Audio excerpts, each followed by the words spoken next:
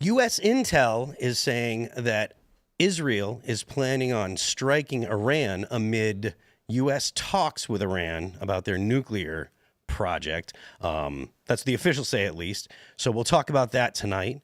There's information about Trump's new position on the war in Ukraine, and he says, it's not my problem. Donald Trump had a phone call with Vladimir Putin, and we're going to get into the details of that. Which brings into question or brings up the topic of the Golden Dome. So Donald Trump and Pete Hegseth were talking from the Oval Office about a game changer to protect the American homeland. So we'll bring that up tonight. Trump has been talking to the House Republicans saying, don't F around with Medicaid in the latest big, beautiful bill drama. There's a lot of things to talk about with that. There's the SALT issue. There's issues with some of the NFA stuff, which everyone knows that I'm going to be bringing up. And there's the fact that it doesn't actually cut any spending. And Republicans are in a position where they've got control of the House, loosely have control of the House and control of the Senate. So we'll have some conversation on that. Jake Tapper is out hawking his book and doing his best to cover his own butt for all the years of him not reporting on how terribly Joe Biden's health had become. So we'll discuss that. And then Democrats are throwing a whole bunch of money at a problem, which is countering GOP clout online. So it looks like they're going to go ahead and get the least knowledgeable person in politics to discuss the Democrat position for them. But before we get into any of that, why don't you guys go over to castbrew.com and buy some coffee. You can get castbrew.com. You can get coffee at castbrew.com. You can buy some Alex Stein's Primetime Grinding. This is almost out. We're almost out of them. This is the last little bit. If you like that extra caffeine stuff, you can get yourself some Ian's Graphene Dream. We've got the K-Cups now. If you like the Keurig machine, you don't like to deal with actually brewing your own coffee, you just want to toss them in there, you can get the K-Cups. Those are available now. You can also get the 2 weeks till Christmas, which is me when I had a beard. It's a little whiter than reality, but, go pick that up. Then why don't you head on over to timcast.com and join our Discord. The Discord has got like 20,000 people, like-minded individuals. There's a bunch of different podcasts that have started in there. There's pre-shows, there's after shows, and if you're a Discord member, you can call into the after show, and you can talk to our guests, ask us questions. So head on over to timcast.com and join the Discord. Sign up at rumble.com, become a member at rumble.com, and you can join us for our uncensored after show, where we get a little more spicy than normal. I don't say that it's extremely spicy, but it can get a little bit spicy. But smash the like button, share the show with all your friends, and we're going to talk about this and so much more tonight. Joining us is Aiden Buzzetti. How you doing? I'm doing great. Thank you for having me here. Who are you? What do you do? I run an organization in D.C. called the Bull Moose Project, where I've been pushing President Trump's agenda actually since the 2020 election, or the aftermath, and we're making sure that Republicans in D.C. stay true to what he wants, stay true to his agenda, and keep racking up those wins. Awesome. Well, thank you for joining us. Tate's here. Hi, everyone. My name's Tate. I'm a producer here at Timcast. This is the first time on IRL, so it's funny that Aiden's here because many moons ago, I was actually an attendee at his Bull Moose Project Summit, so it's pretty cool to be here. Tate's maiden voyage on the IRL. So true. USS IRL. Good evening, everybody. I am Elaad Eliyahu, the White House correspondent here at Timcast. Tate, I'm so happy to have you here tonight. You guys are in for a treat. Tate is my favorite employee here at the company. Let's go. Thank you very much. I appreciate that. You're close We're going to get right into it. CNN's reporting new intelligence suggests Israel is preparing possible strike on Iranian nuclear facilities, U.S. officials say. The U.S. has obtained new intelligence suggesting that Israel is making preparations to strike Iranian nuclear facilities, even as the Trump administration has been pursuing a diplomatic deal with Tehran. Multiple U.S. officials familiar with the latest intelligence told CNN. Such a strike would be a brazen break with President Donald Trump, U.S. officials said. It could also risk tipping off a broader regional conflict in the Middle East, something the U.S. has sought to avoid since the war in Gaza inflamed tensions beginning in 2023. Officials caution it is not clear that Israeli leaders have made a final decision. and that, in fact, there is deep disagreement within the U.S. government about the likelihood that Israel will ultimately act. Whether and how Israel strikes will likely depend on what it thinks of the U.S. negotiations with Tehran over its nuclear program. Now, I've heard information that Tehran is basically saying they don't expect the talks to be fruitful. Personally, I don't expect the talks to be fruitful. I know Donald Trump is adamant about being, peace through strength, but he doesn't want a war. He doesn't want to see a bunch of people dying. But I just feel like the goal for Tehran is to get a nuclear weapon, and I don't think that they're going to be dissuaded by talks. What do you guys think? So I guess as the resident Jew, I think the take here really is that there are some so-called isolationist types, I guess, working in the administration, and they are leaking classified information from us spying on Israel. Israel spies on us as well, so let's not get too upset about that. But they're trying to undermine. Everybody spies on everybody. Everybody spies on everybody, but I guess the position of these U.S. officials is trying to leak to who? To CNN, to try to undermine Israel trying to prepare themselves to strike Iran. Look, Israel preparing to strike Iran is nothing new. I just think it's kind of rich that there's some in the administration trying to do this now, given how a week or so or two, Trump was saying that he wanted to strike them himself. So we'll see how the rest of these Iran nuclear deals kind of plays out and the negotiations play out. I don't think Iran wants to go to complete denuclearization, which has been the standard. I don't think Trump wants to get himself into another so-called JCPOA because he ran so harshly against that. If Iran gets a nuclear weapon... What's the JCPOA for the viewers? The JCPOA was the first Iran nuclear deal that Obama struck with the Ayatollah, and the idea here was that they were able to enrich uranium up to a certain percent, and then there was a sunset clause which allowed them to enrich even further. It also allowed their economy not to have our different sanctions on them, and then they were able to use this capital for whatever they wanted. In many cases, it went to fund their anti-American and anti-Israel proxies in the region, including Hezbollah that Israel had to deal with, or the Houthis now that the entire world has to deal with. But if Iran was able to acquire a nuclear weapon, it would change the entire landscape of the Middle East. And it's been U.S. policy to not allow them to do that. And I think that's a good thing. Tate, how was my spin there? It's pretty good. I mean, for me, it looks like Iran and Israel, they engage in this. This happens all the time where the U.S., when we were negotiating the Abraham Accords, Iran, Hamas or Hezbollah, being an Iranian proxy, launches an attack to blow up the Abraham Accords. And likewise, this does to me seem like it could be a situation where Israel knows that there's a nuclear deal potentially getting closer to being signed, and they're trying to posture with Iran, maybe inflame that again to see if Iran will walk away from the negotiating table. I do think Trump is liable to sign a relatively bad deal and spin it as a good deal because he wants to stack up accomplishments. Things are going very sluggishly in the Ukraine-Russia war that he promised to end as soon as he came into office, but wasn't able to. He promised on ending the war in Israel and Gaza that's actually just flamed up even more recently with their new Israel's new offensive into Gaza, the so-called Gideon's chariots that they're doing. So I think Trump's trying to rack up some wins, and I think he's willing to go a little bit beyond the pale, but I hope we don't get something like a JCPOA Part 2. Aiden, what do you think? I mean, the State Department has been kind of challenging Israel publicly on the war in Gaza right now. So I think there 100% is a dynamic in the Trump administration where there are more isolationist types that want to make sure that nothing blows up, and they actually be concerned that Israel is going to do something, and I do think that is plausible that Israel may try to goad Iran into walking away from the deal so they can try and coerce the U.S. to continue supporting what they're doing in Gaza, even though Rubio and Trump have kind of been calling for that to die down a little bit.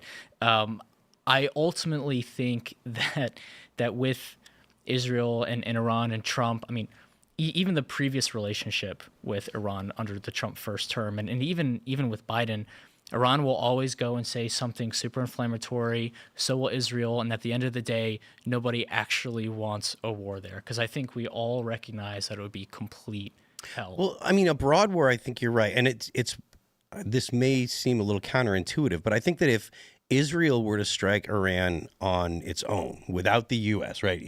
Especially if the U.S. is, looking to broker a deal or is looking to talk, regardless of the likelihood of that deal actually bearing fruit or Iran sticking to the deal, if Israel strikes Iran without the U.S. blessing, I think that that's more likely to inflame the Middle East because the U.S., overwhelming military power. If the U.S. strikes, or if the U.S. is backing an Israeli strike, then the rest of the region is like, well, the U.S. is kind of standing there saying, don't do anything back. But if the U.S. is at odds with Israel and Israel strikes, then the rest of the region might be like, well, there's some daylight between the two. So I feel like Israel's really making a significantly worse decision to go it on their own, and it's far more volatile for the rest of the Middle East. I think Israel says they'd go at it on their own, but I don't think they'd actually have the capability to. And if they did ever want to have a successful attack on Iran's nuclear sites, I think they'd have to have the blessing and support from the United States. I don't think they just have enough armament to do it, and they can't get on the bad side of the United States. I love how the United States, they have their plausible deniability with it. It's like, oh, no, we had no, it was just the Israelis. Not like we armed them to the teeth and literally are spying on them and have all the information about what they're planning anyway. So I just don't see this happening without the Trump administration's blessing. I could see this as like some isolationists in the administration trying to get ahead of this. When you say isolationists, are you talking about people like J.D. Vance? Are you talking about America First people? Or are you talking about people that actually are actual isolationists? I guess it's on a spectrum. It's not my sense that there's a lot of people in the administration that are actually isolationists. So it's a spectrum. I want to say J.D. Vance is more on the isolationist side as compared to Marco Rubio, who would be on the flip side, and maybe Pete Hegseth is in the middle. Mike Waltz was probably on the most hawkish side of that, and he got cut out of the picture.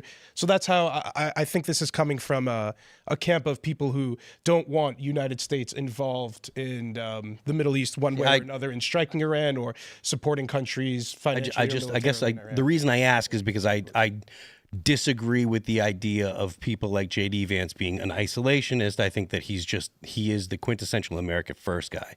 And I mean, if you're an America First person, and I mean, I'd love to hear your thoughts, Aiden. If you're an America First person, that doesn't mean you want to, or at least my understanding when you hear these people talk about it, it's not that they're talking about the U.S. withdrawing from the rest of the world. It's just the U.S. doesn't need to be active in every military action in a place that the U.S. has an interest. I think a couple things can be true. One, Israel is its own nation. It is its own country. It can make the decisions that it wants.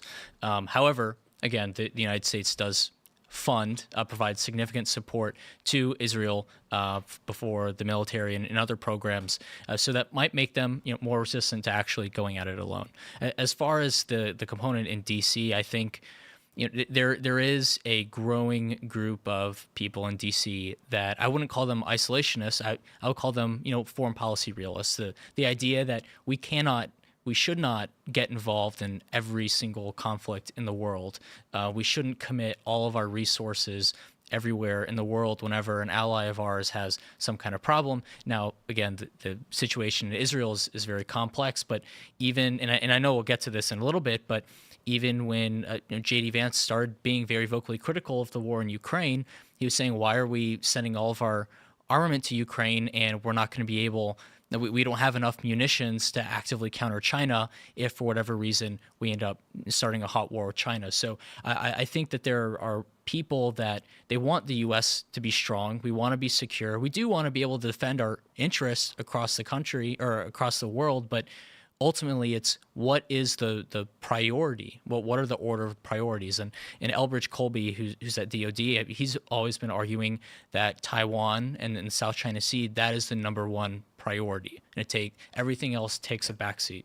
I love it when people who are interpreted to be isolationists are actually hawkish, but just hawkish in a little bit of a different degree, instead of on the Eastern Front, on the way far Eastern Front. Well, I mean, look, it's a strong argument that the most important strategic location for the U.S. that's not in the U.S. is Taiwan, because the entire modern world runs on the chips that Taiwan. I guess I feel like this is all very connected, though, and that's why if you're concerned about addressing China, it's worth addressing Russia as well, because China, I think it was last year or so, said Russia yet, though. They said they had an endless relationship between the Chinese and the Russians, and Russians are getting cheap oil right now, or the Chinese are getting cheap oil from the Russians right now. Iran is sending the drones that they have to use in Russia. North Koreans are fighting against Ukrainians in Ukraine right now. So I think all of this stuff is connected, and there's a united front that's against U.S. hegemony, and I think it's worth not just focusing on one part. Although I'm extremely hawkish on when it comes to China as well. You could just stop it. Extremely hawkish. Yeah. So, well, I think I believe in peace through strength, and I think it's a worthwhile endeavor to protect, because I think once we pull out, the less involved the United States is in geopolitical affairs, unfortunately, the more stuff breaks down. If the United States stop being interested in the Middle East, Africa, Europe, more conflict would break out in all of these regions, because I think the United States acts as a stabilizing force through the strength in our military power. I think I would disagree with that. And it is actually it's kind of funny. What you're saying, I think, is most likely true, but it sounds really similar to the whole axis of evil speech from post 9/11. Which got us into a lot of problems. And I ultimately think I agree with your broader point, but I will say I don't think the U.S. has been a stabilizing force, especially in Africa. I mean, everything with the Wagner Group. I mean, Russia has been running wild in Africa, and part of the French. It was the French African countries. They screwed everything up in Africa. And then the U.S. had to step in, but the U.S. wasn't prepared to do that, and so the Russians went wild. And ultimately, that is the fault of the French. And I think it goes back to, like the U.S. has a lot of different security priorities. We need to make sure those are accomplished. We need to be able to make sure we have the munitions and the agreements to maintain that. But we're always going to fail at it if our allies don't step up to the plate. And I think in the context of Israel, now who knows what the actual situation behind this article is, but the U.S.-Israel relationship, although very strong, is very much push and pull right now. And it's totally within Israel's prerogative to do so, because, again, they have their own strategic interests. But if Iran and Trump are actually serious about a deal, and there is one that's going to come through, it is not in Israel's interest for that to happen. But again, I don't think that they would ultimately make that decision, for the same reason that Trump and Vance go to Europe and they criticize the European Union, and what can they actually do? Nothing, really, because they're not strong. They still rely on U.S. security guarantees, and its function is a drain on us. And I think that part of the work of Trump and JD and Rubio in particular as Secretary of State has been to pull back our commitments in areas where it really doesn't matter. I don't think that our efforts in Africa have been very fruitful. There's a good argument for some of the humanitarian programs, I think, but ultimately we have never had a good relationship with African countries, especially now not with South Africa, and the Chinese and the Russians have been running wild. Well, let me just say, good. I'll just say too, like last year I backpacked Africa. Wagner is everywhere. And I was backing through Eastern Africa, which is a region that's not on the table, geopolitically speaking. Everywhere, Chinese, everywhere. Does anyone have a sense of what Russia's goals are, having military, PMCs over there in these areas? Because it's my sense that there's a lot of Islamic terrorism that spawns from that area, and keeping that kind of busy so that way it doesn't reach out into Russia or the U.S. The U.S.'s involvement was to prevent it from reaching out into the U.S. That was a large argument for it. Now, I'm not saying that I agree with it or whatever, but if there's if there's another argument. Well, yeah, I mean, I understand the minerals and stuff, but that's economic stuff. That doesn't. There's a vacuum there in Eastern Africa. Okay. Since the British left, it's just been chaos. The Tanzanians and the Kenyans are massive exporters of oil, specifically in rare earth minerals. Kenya is American aligned, broadly speaking. Tanzania, not so much. And everywhere you go, you're going to see Mandarin. The Chinese are heavily involved in Tanzania. They're setting up massive mines, setting up massive oil rigs. So there's a huge geopolitical advantage there, but it's more of a long-term play. And that's sort of been the problem with the United States, is we're not thinking long-term. We're thinking election to election versus the Chinese and the Russians. They can think in terms of generations. Yep. All right. Well, I say we should move on to this next story, seeing as we were talking about Russia a little bit. The New York Times reports Trump's new position on the war in Ukraine, not my problem. In a reversal, President Trump appears to have backed off joining a European push for new sanctions on Russia, seemingly eager to move on to do business deals with it. For months, President Trump has been threatening to simply walk away from the frustrating negotiations for a ceasefire between Russia and Ukraine. After a phone call on Monday between Mr. Trump and President Vladimir V. Putin of Russia, that appears to be exactly what the American president is doing. The deeper question now is whether he is also abandoning America's 3-year-long project to support Ukraine, a nascent democracy that he has frequently blamed for being illegally invaded. Mr. Trump told President Volodymyr Zelensky of Ukraine and other European leaders after his call with Mr. Putin that Russia and Ukraine would have to find a solution to the war themselves, just days after saying that only he and Mr. Putin had the power to broker a deal. And he backed away from his own threats to join a European pressure campaign that would include new sanctions on Russia, according to 6 officials who were familiar with the discussion. They spoke on condition of anonymity to describe a private conversation. If the United States decides that they're going to walk away from the deal, that just means that Russia can do whatever they want. Exactly. Yeah. And furthermore, Russia is kind of holding all the cards, as using a phrase that Donald Trump likes to talk about. Russia has no problem throwing bodies into the meat grinder. They historically have never had a problem with that, and they have the ability to continue this war, whereas Ukraine is running out of people. There's just not as many Ukrainians. They don't have the infrastructure, and if the United States stops sending them weapons, they're not going to have the ability to do anything. So let's take off my American hawk hat for a second and put on my Russian hawk hat. So if I'm Vladimir Putin or Sergei Lavrov or any of these people high up, if I'm one of these Russians, I'm trying to wait out the clock on President Trump. It's clear that he and others in the administration aren't considering sending more arms. They want a quick end to this. And so long as Putin isn't playing ball, they're just getting frustrated. And it seems like frustrating President Trump is working, getting him to walk away and not send more arms to these guys. And that's crucial to apply pressure on Putin. So long as he doesn't do that, Putin has no reason to play ball. And then I just try to wait him out if I'm Vladimir Putin and continue trying to take as much of Ukraine as I can. Without U.S. arms and military support and cyber support and different all of our intel, we provide them with a ton of their different coordinates and everything that they use as coordinates to attack. Without that support from us, Ukraine isn't going to be very much of a worthy opponent to the Russians, and they'd be able to trample over them very quickly. So my plan, if I were Putin, would to just be wait this out. Continue raising up more soldiers. Russians historically don't care about throwing hundreds of thousands of people into the meat grinder so long as they fulfill their irredentist dreams, which I do believe Putin and different people in his administration do have. They want all of Ukraine, and if the United States walks away, I think they have a fair chance of getting it. It could be that they won over Ukraine, but we have seen that front line has crystallized and hasn't really moved over the last 18 months, basically. And so there's something to be said of waiting out the clock. That probably is their goal, considering they haven't made a huge offensive in 9 months. I also don't blame Americans for being sick of sending arms and support to the Ukrainians with not much to show for it after doing so for 3+ years. I mean, I don't even know how long it's been. So I understand the fatigue among Americans. Well, Americans are just allergic to foreign intervention in general after 20 years in the Middle East. Like we don't differentiate based off which region it's in. We're just sick of it. Yeah. I mean, even among the Democrats, I feel like support for Ukraine has dwindled.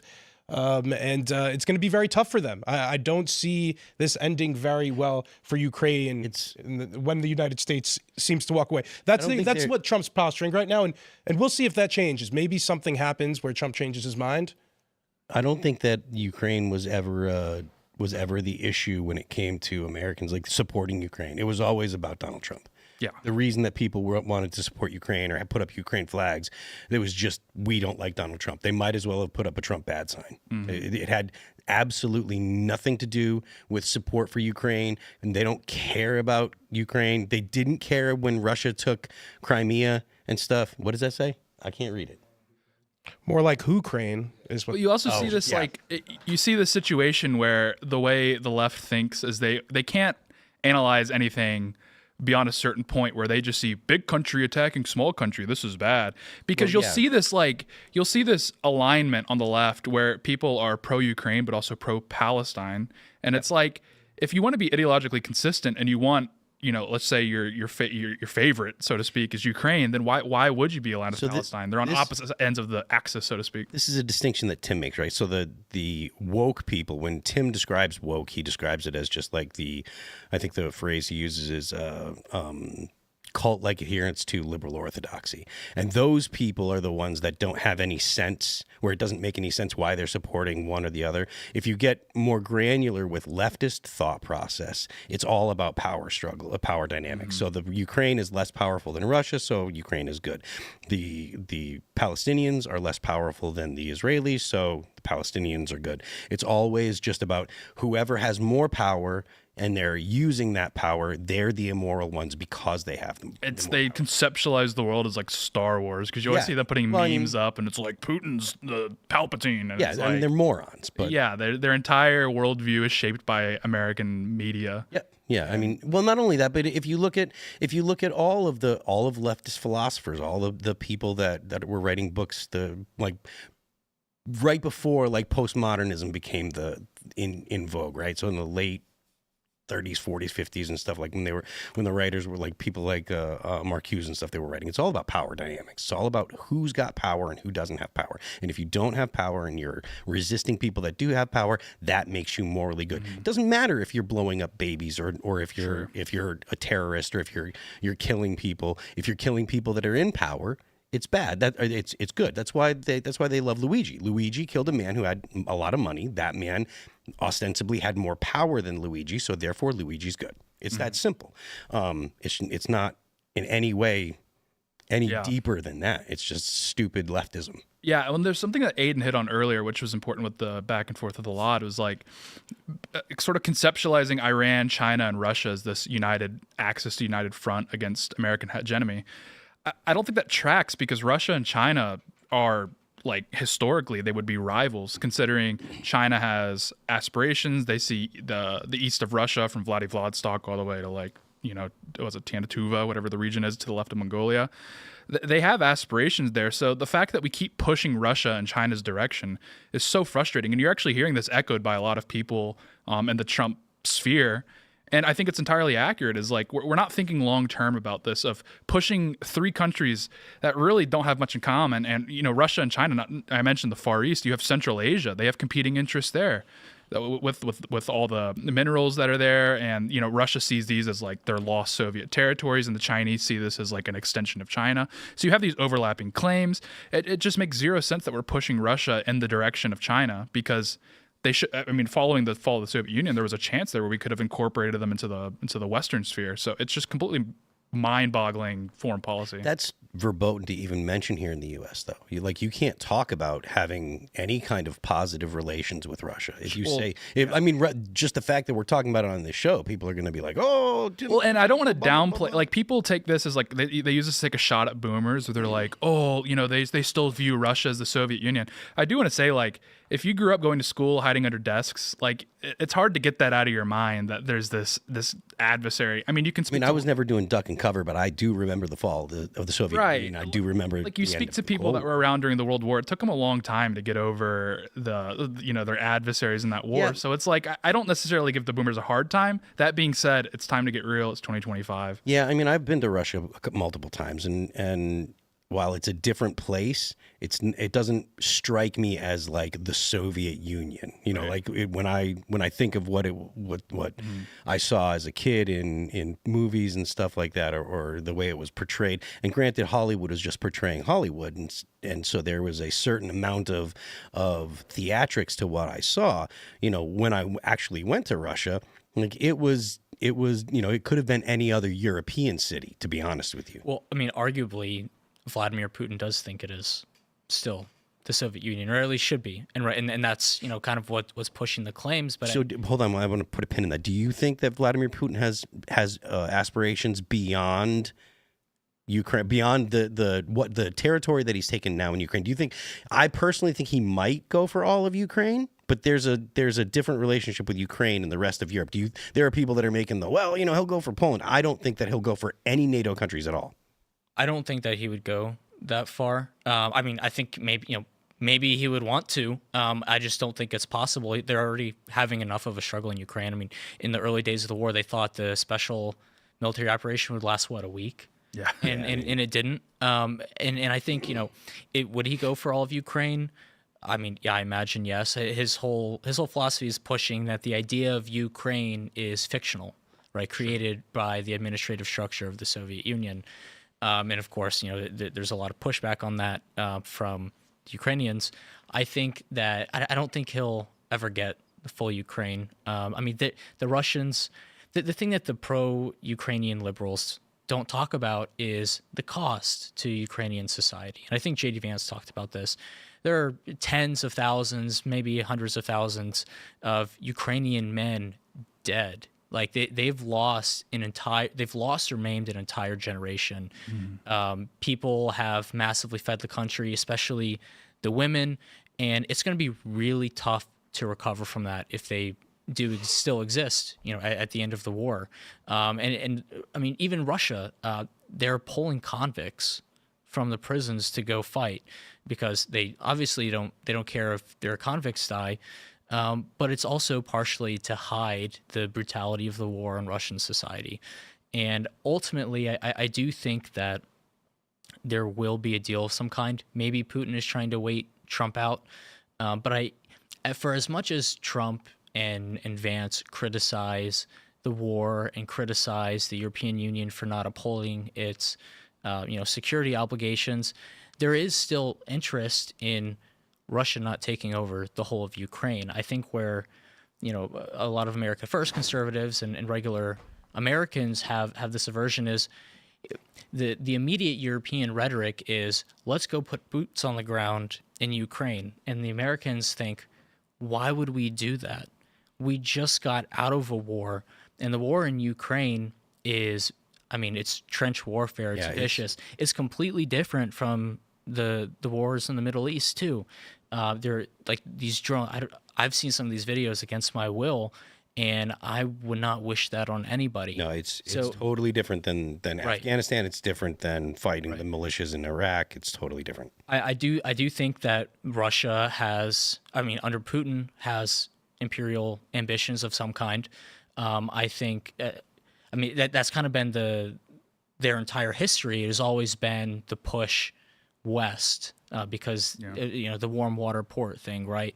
And I don't really see that stopping anytime soon. Maybe after Vladimir Putin is gone, somebody with a different mindset won't pursue that. Who knows? But ultimately, I do think that, especially in the wake of the Wagner rebellion and all that, I think that there is probably some internal pressure that isn't public, and maybe, just maybe Trump will actually follow through on some kind of commitment. And that's why they're trying to ink the critical mineral deal. Like this is not a situation where America says, hey, we're going to give you everything we have, and we just want you to be our friend and be nice. Because every single time we've done that, we've gotten screwed over by civilian governments that don't fulfill their obligations, whatever they are, especially when we were trying and failing to nation build in the Middle East. But even among other countries, even in our hemisphere, that have taken a bunch of Chinese money and don't follow the actual interests of their country and or our lead. And so I think that if Zelensky is open and willing to negotiate an actual fair price for U.S. involvement, then maybe we'll work something out. But we don't owe them anything. Well, I mean, if this if this New York Times piece is accurate, it doesn't sound like there will be any kind of mineral deal coming out of the Ukraine either, because if the U.S. is just going to walk away from the deal, the peace deal, I don't see, companies wanting to go into Ukraine and actually do any kind of infrastructure work that would take to actually do mining or to get the rare earths out of the ground. Then I would maybe say to them, find a different deal you're willing to make. I mean, it's the same concept with the Houthis, and I've talked to other people about that issue. It's okay. The U.S. is the only. I think there was an article recently saying how the U.S. is the only country with the capability to strike the Houthis, and that France and the other European countries can't. They can't even defend an area, a geographic area that is most important to them, without our help. And to that, I say, pay up. I mean, yeah, with the Houthis, the Brits couldn't even get jets in the air. Yeah, they made this big commitment to the Yemen crisis, and they couldn't even get fighter jets scrambled. We're legitimately the only player. Wait, who's that? The Brits. Oh, jeez. Yeah. The lack of financial and militaristic support and contributions from the European countries to NATO and Ukraine, I think, is the real issue at hand. The fact that we're subsidizing the Ukraine war more than any of the Europeans, when this is more of their problem than it is ours, given just straight up geography, is kind of outlandish. France is barely. I mean, I don't think many of these countries even support give their allotted percent of GDP. Poland's the only to people NATO. that outrank us. Yeah, and Aiden, I wanted to follow up on something you said talking with Phil about like what Russian ambitions are here. I think it's the whole of Ukraine, and I think Putin would be willing even to put Americans and Europeans in a tough position down the line by challenging NATO because, like, you know, if he were to invade, I don't know, what is it over here? Not Poland, but like. Well, it goes Ukraine, and that was the argument. No, one of the Baltic states, for example. Like, I think he could drive a hard conversation in the United States here. It's like, how involved do we want to get in protecting these countries? Realistically, how different is one of these Baltic countries than Ukraine to an American? Because the Baltics are in NATO. Because the Baltics are in NATO, but... Right. You know, there has to be a conversation. We are obligated treaty-wise to defend them, but when push comes to shove, there needs to be a conversation here in the United States if we are willing to send troops and go to nuclear war over the Baltic states. I think that the United States would likely live up to its NATO obligations.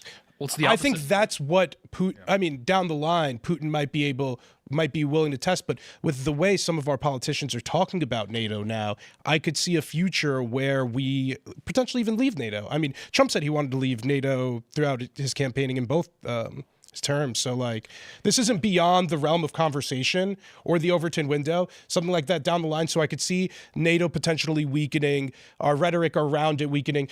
These other countries aren't contributing I forget what the specific amount. I think it's 2 or 3%. 3.2. 3% of 3.2% of GDP, but they aren't living up to their obligations. One of the Baltic countries get invaded. We just say, hey, you guys haven't been pulling your weight.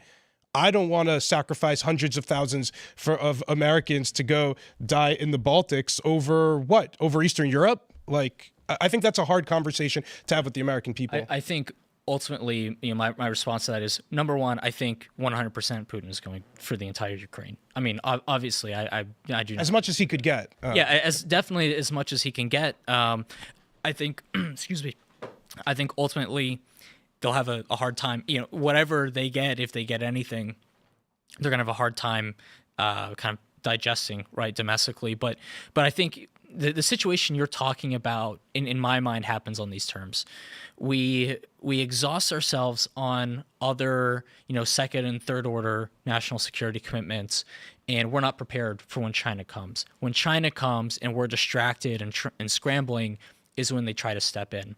I think ultimately, and we can argue all day about whether or not this is 4D chess or 8D chess from, you know, President Trump. Everything that Trump is doing, even though he is actively hostile to the European countries right now, is in an effort to get them to man up, basically. And I think the ideal world is, even if we're exhausted and we still have to go deal with China, and that's when Russia decides to do something again, ideally the European countries would be ready. I don't think the U.S. will leave NATO anytime soon. I know people have talked about it. I don't think it's realistic because it is still a useful tool for American foreign policy, regardless if somebody's an isolationist or not. Ideally, you know, the isolationists would use NATO to force other countries to pay up, right? So I think... Well, I think the isolationists would just want to abandon NATO altogether. So. Well, okay, maybe a strict isolationist. Let me correct that to realist. I think a realist president or a realist foreign policy from the Trump administration or any administration would be utilizing the current international institutions we are already in to force those same realist perspectives on the other countries. And we've functionally done it the other way around the entire time, so it's just flipping it on its head.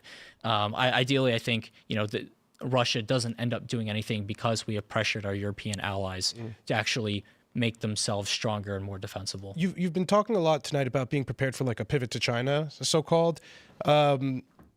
I feel like recently in the past couple of years, we haven't been talking about the China-Taiwan issue as much as, we could be, given how much oxygen the Israel-Gaza and Ukraine-Russia war has been sucking up. But if China were to try to make a move on Taiwan, are you of the opinion that the United States and their allies should try to defend Taiwan? Should. I mean, yes, but it's going to be a really tough sell, I think. I think if China does make a move on Taiwan the way things are, we're going to have some pretty heavy losses early on. And given the way that Americans usually react to heavy losses, there's going to be a lot of people that are going to go and say, let's give it up. I feel like we've been talking about that for my entire lifetime. The China invading Taiwan and then bombing Iran. And I don't know. We'll see if I get one of the two. So listen, we're going to move on to this next story right here.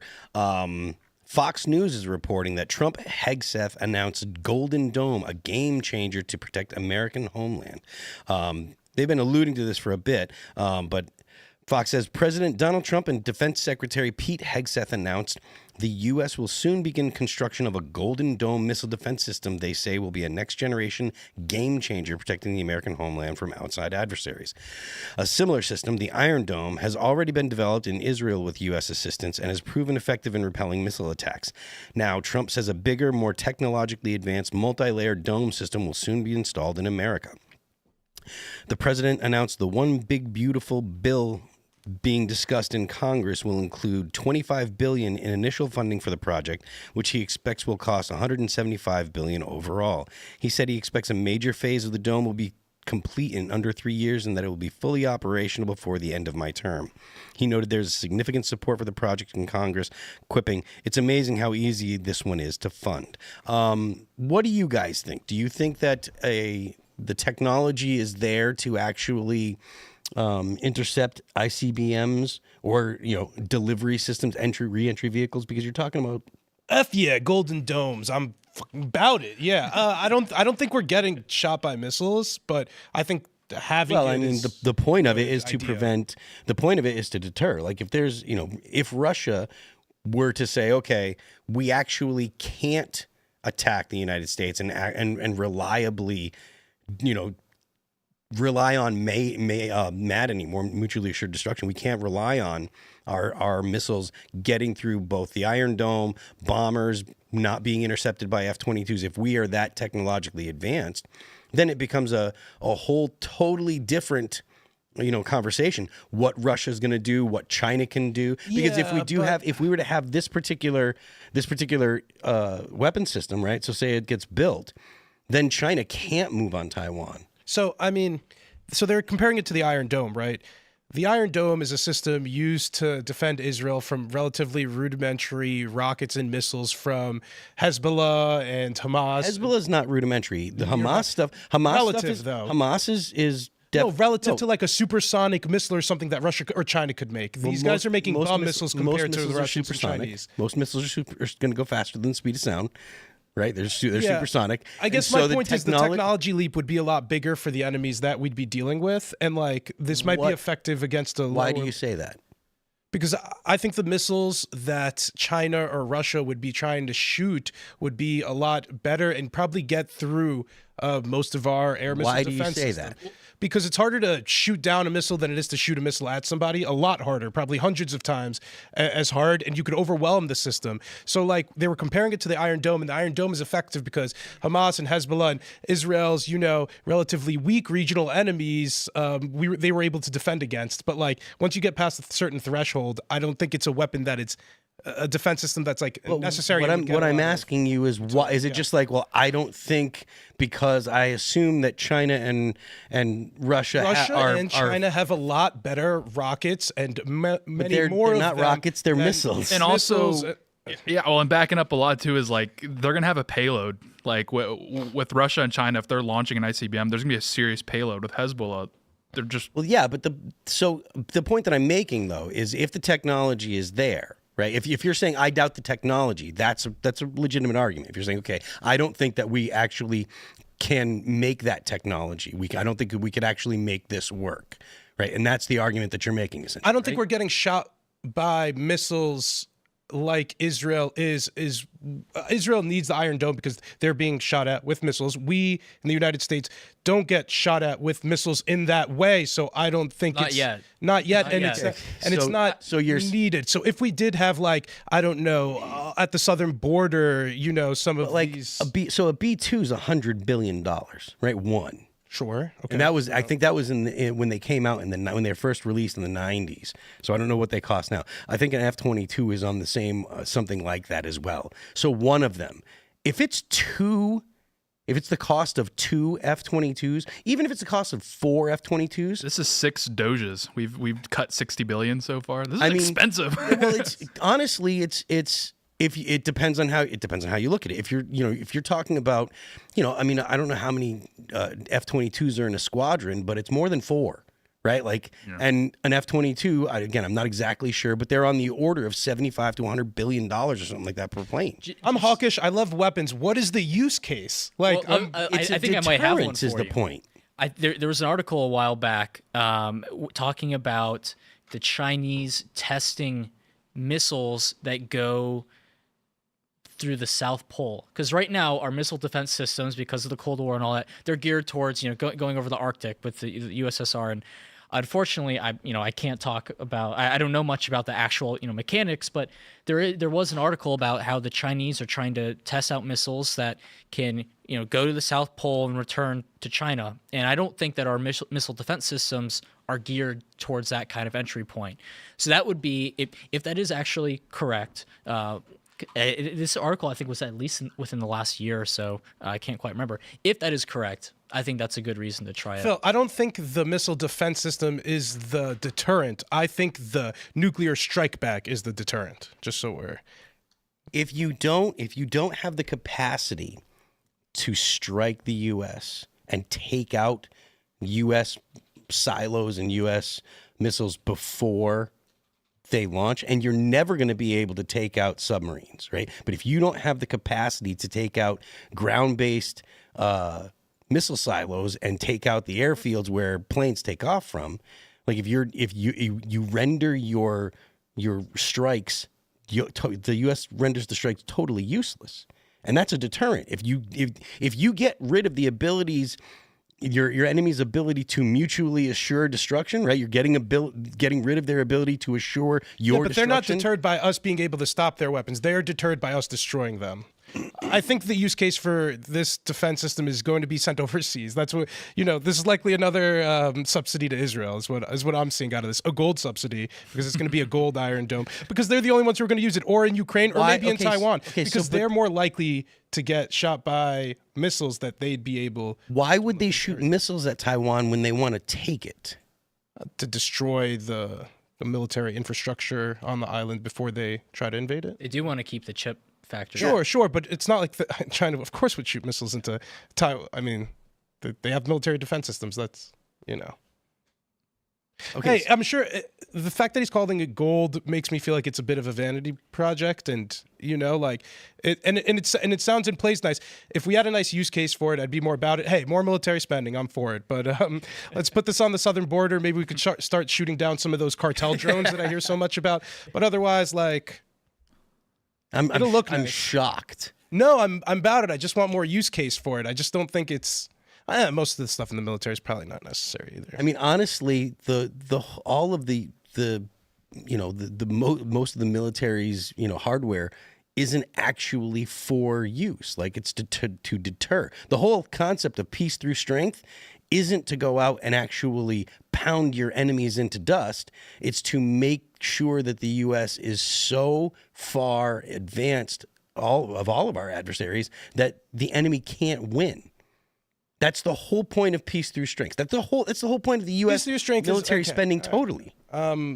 Yeah, I think we still have a different understanding of deterrence. I still think the deterrence is not the self-defense missile system. I think it's the fact that we're going to blow you. If you were right, then the only thing we would need in the military No, is because- nuclear. You're not even letting me finish. You wouldn't. If you were right, the only thing that we would need is nuclear weapons, and we wouldn't need aircraft carriers. We wouldn't need to project power. We would just say, okay, if you do anything, we'll just smoke you. Well, there's That's something- not the way that our military We works. still need the conventional military because we hope it never gets to nuclear war, and almost all all the time throughout human history. It hasn't. But I mean, let's just go through this little thought process right now.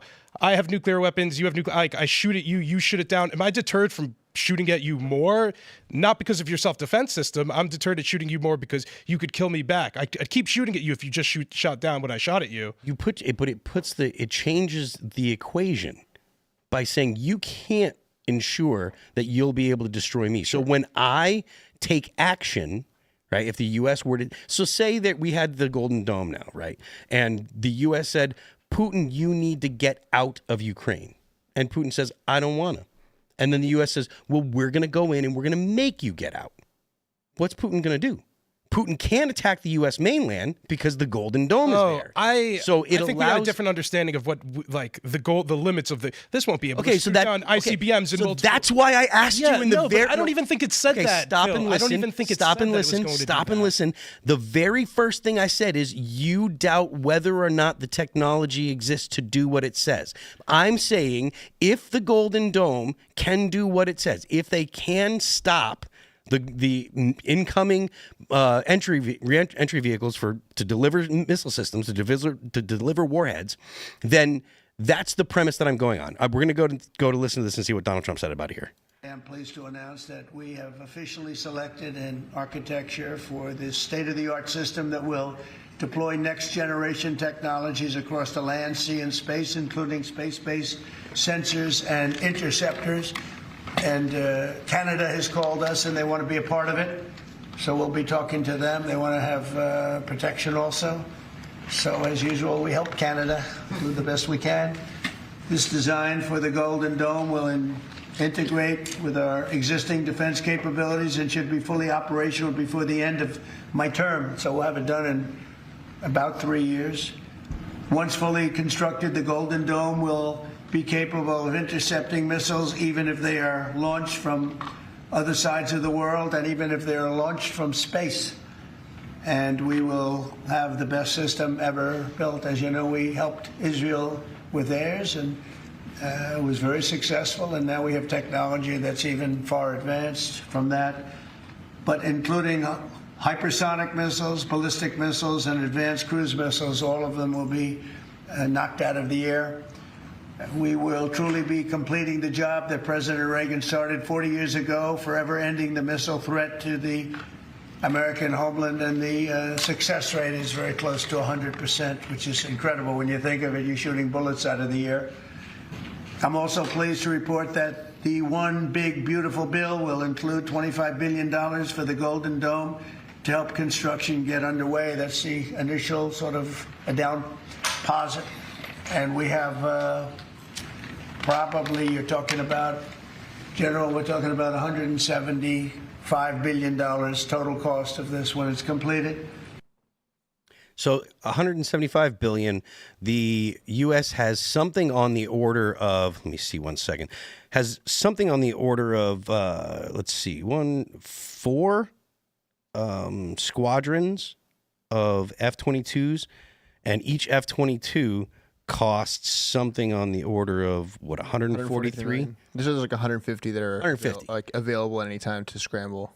That's what I read. Oh, 150. 150 okay. Planes are available at any time to scramble, but it says there's, I think you just the last tab you had open right here was the number of squadrons was 24 aircraft. Yeah. And so that means that you're actually spending more money on F-22s just to buy them, never mind maintenance and cost of weaponry, than you do than they are the Golden Dome. Now, the point that I'm only trying to make is I was trying to get you to be clear about what your argument is. If you think that the technology won't work as advertised, then that's a perfectly reasonable argument. Which is, I'm skeptical. I don't want to be put into Israel's been using similar systems for years, and it's intercepted over 5,000 rockets at a 90% success rate.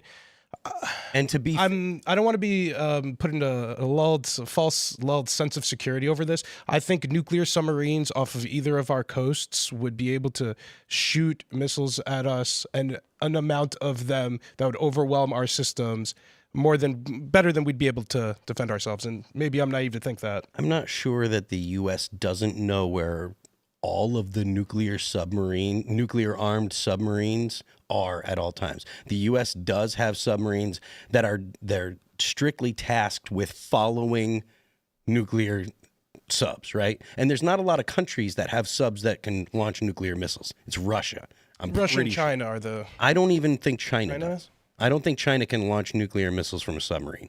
But the point that I'm making is, and I'd like to hear your thoughts on it, is do you think that this kind of expenditure is actually worth it?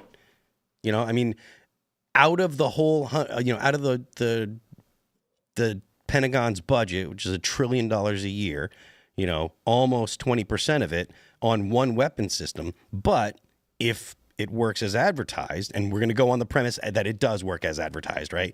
So say it works as advertised, isn't that worth it? I think generally it would be. And the thing I'm most interested in actually is, number one, Canada's interest. Canada's interest? Canada's Are interest. you Canadian? They should have to pay for half of it, right? Well, no, exactly. It's just another thing that Trump's going to. And we don't take for maple 3 syrup. years. But actually, I think the most interesting thing is what they were talking about space. I released an article a little while ago talking about the concept of letters of marque, which is in the Constitution. It's Congress is able to give letters of marque to private companies or whatever to go after adversaries, right? And I think space, although technically it is demilitarized right now because of some international treaties, is going to be one of the massive domains for the future for multiple reasons, but mostly because of satellites. We rely on satellites for just about everything, including GPS, our emergency alert systems. If somebody's able to take those down, forget about the the prepper apocalypse scenarios about an EMP taking down the electricity grid in the United States.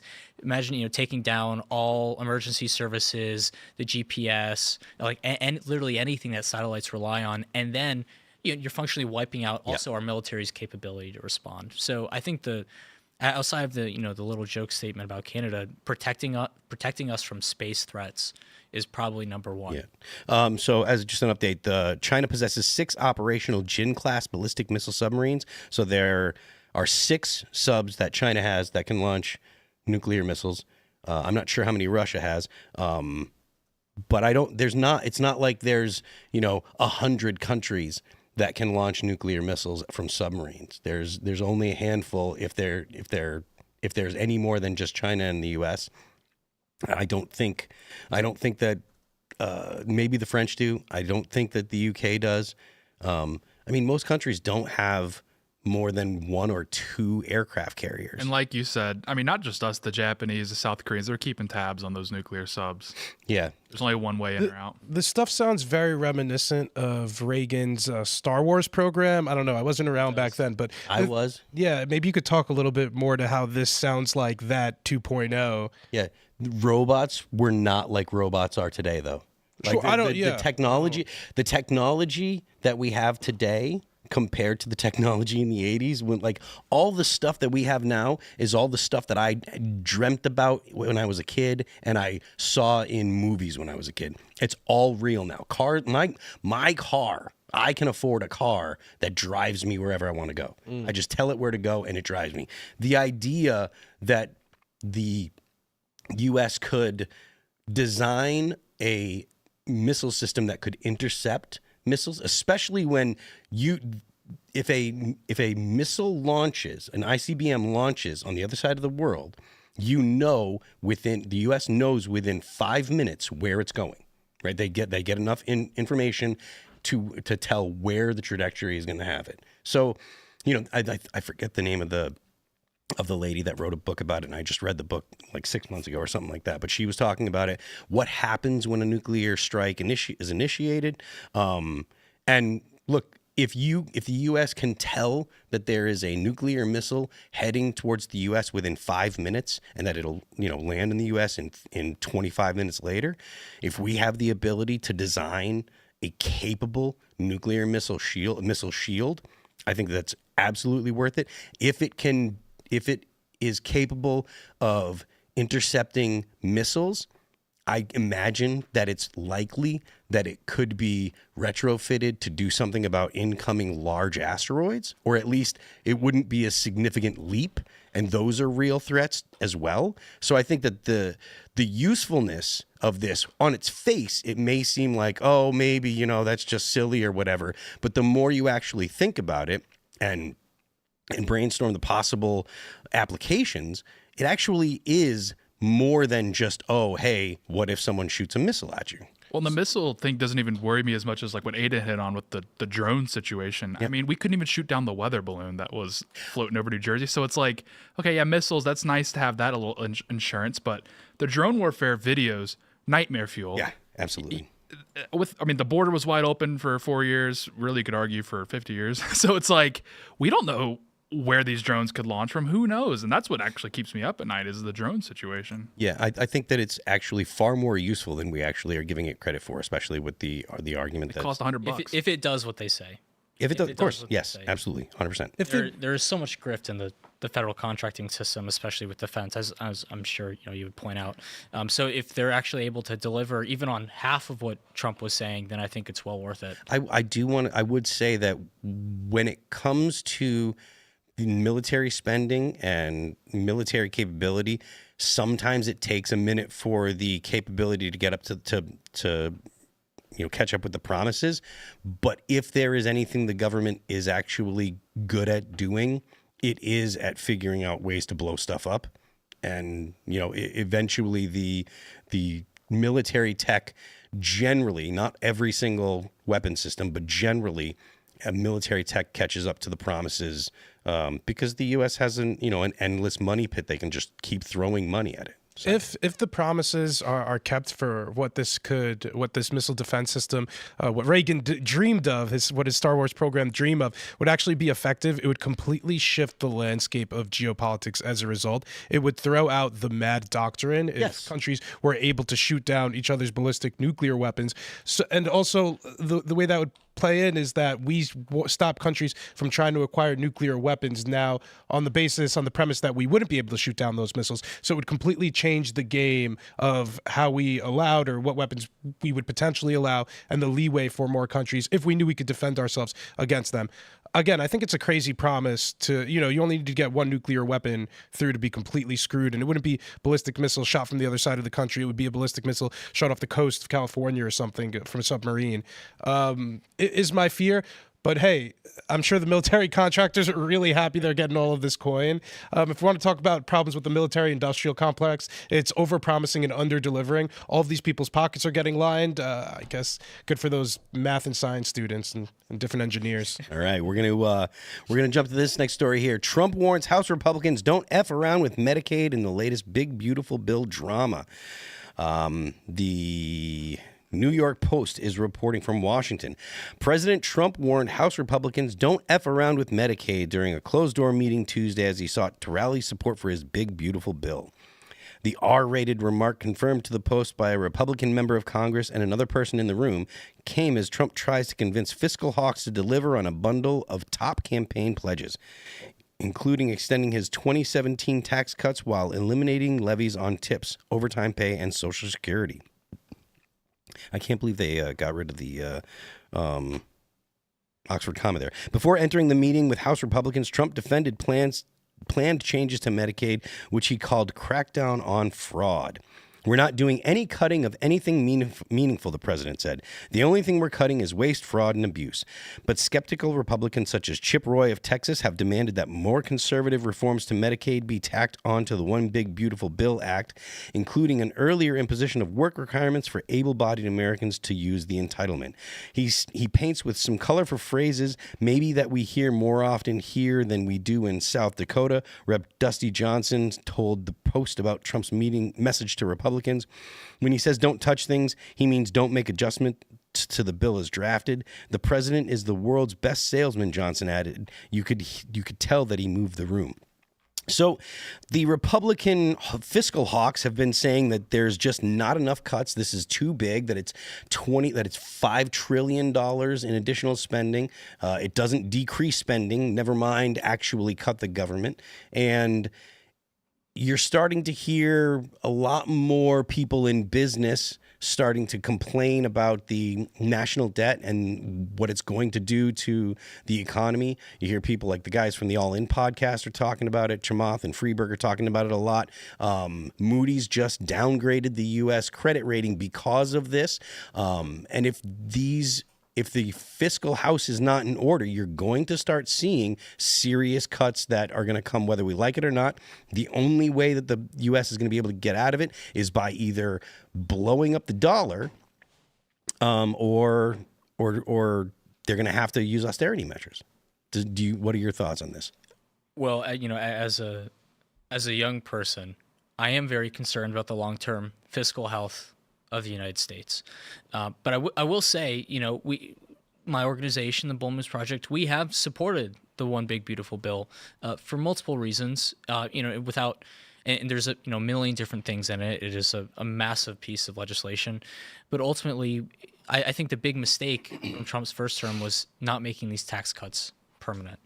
And that's part of the reason why they're pushing so hard and why the bill is so huge, because it didn't include just individual tax cuts. They all, they put on the Social Security tax changes, the no tax on tips in there. That's new.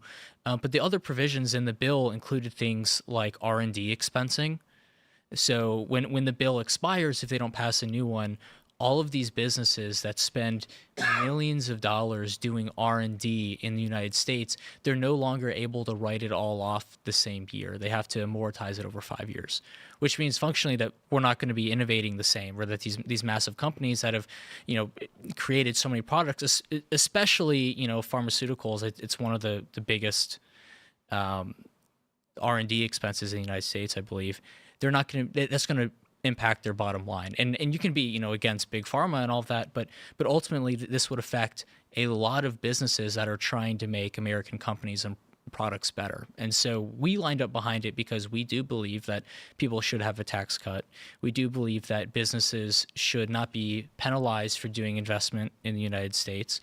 But it is going to be a huge challenge. And I think part of the reason, probably the big reason why they made changes to Social Security and why they're very wary about touching entitlements is because the Republican base now is low propensity voters, a lot of whom rely on some kind of entitlement, and then also seniors. Seniors are huge Republican voters. They're also the more likely Republican voters. The new Trump coalition is more low propensity. It's working class, which means we actually have to work to get them out there.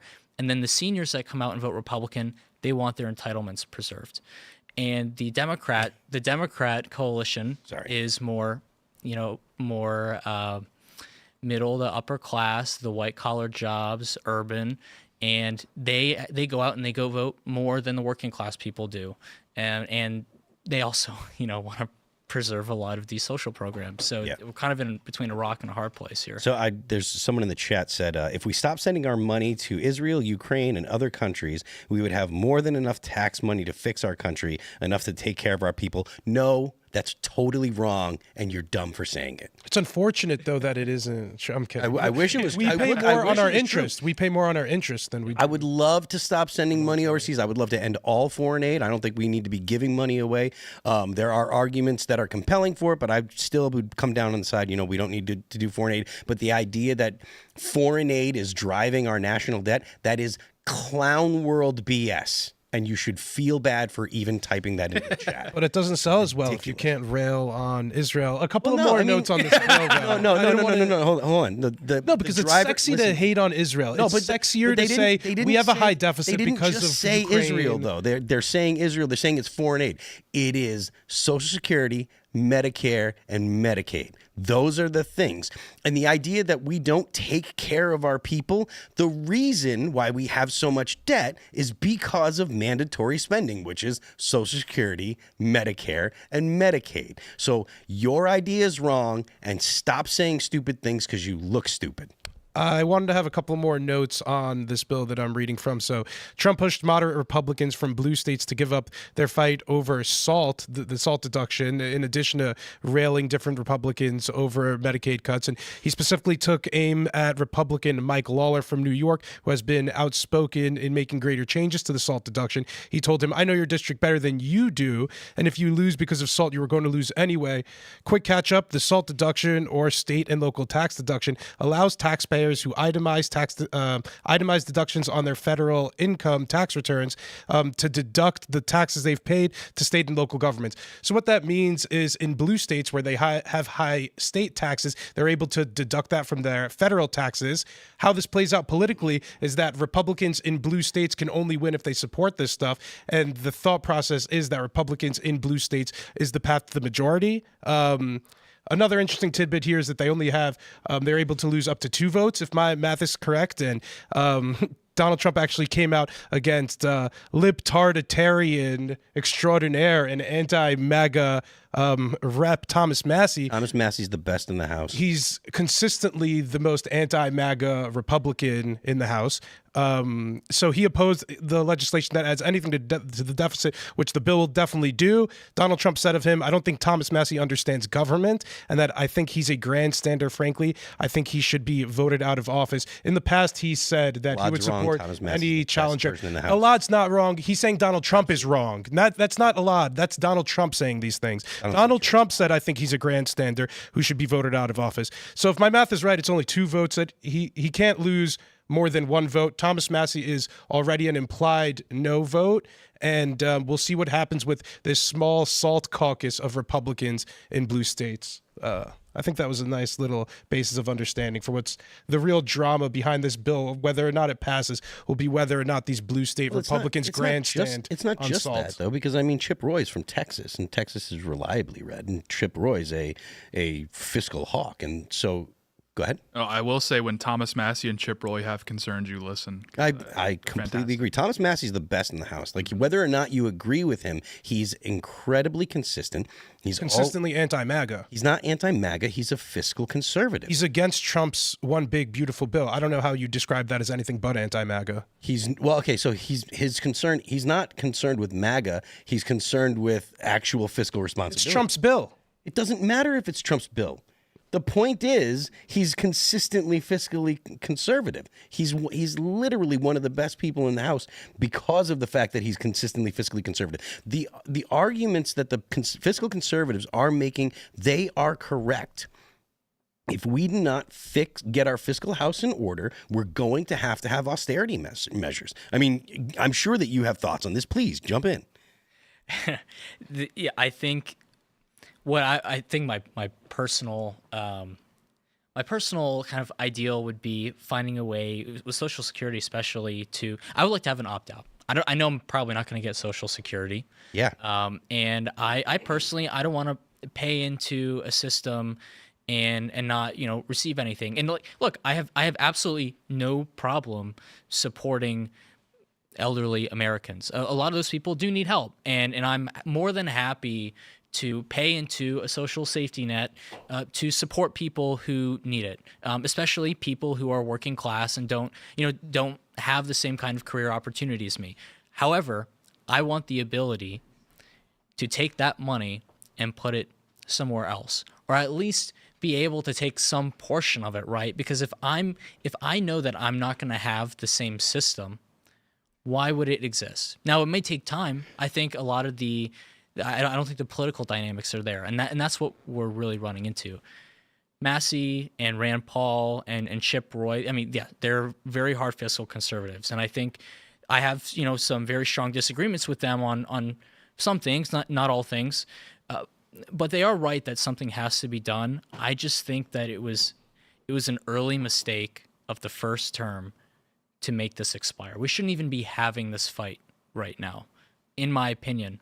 And I think that if a lot of these provisions, the important ones that we support with R&D and the actual tax cuts weren't expiring, there would be more room to consider those changes. But as it stands, I don't think that Trump and other national leaders, or I guess, Republican leaders in this instance are going to look at our current coalition and say, let's go cut Social Security, let's go cut all these health programs because we will 100% lose the next election. And like I was saying earlier, it's between a rock and a hard place. Yeah, right? I mean, the situation is, if they do make any kind of cuts, then the people that are the most likely to vote are going to consider themselves lied to. They're going to say, look, you heard us, you heard our entitlements or whatever. We earned these. We've paid in our whole lives, and they're not wrong to feel that way.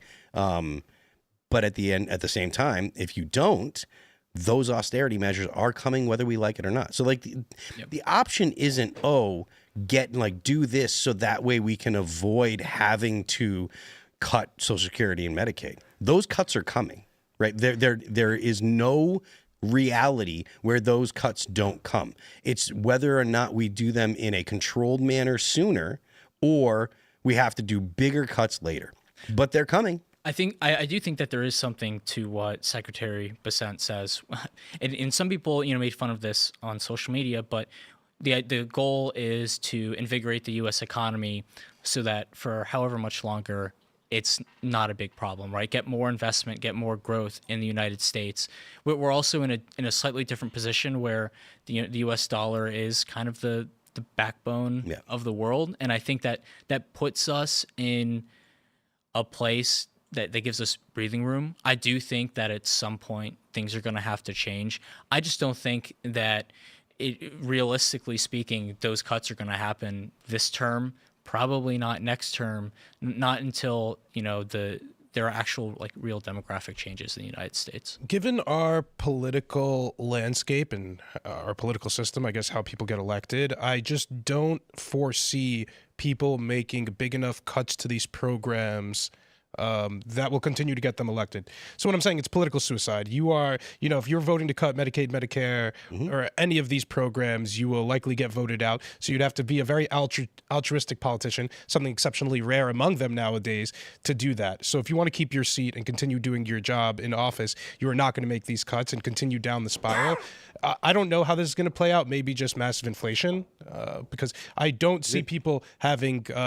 Once you give somebody something, it's really hard to take it back, as opposed to never having given it to them in the first place. I think another aspect that we need to consider here is the population curve of the country. We are no longer fat at the bottom and skinny up top. We're fat in the middle. Not good. We don't want to be fat in the middle. We're fat up top. We're fat up top. We're fat in the middle, and we're skinny on the bottom. Worst kind of chick and worst kind of population curve, because these are the people who are supposed to be paying in to the system in the future that we benefit off of. And if we don't have that population to continue paying into the system, it's just going to come out as debt. Well, yeah, and without immigration, I mean, we would have had this crisis decades ago. No, I'm saying sounds like a global scheme to flood America.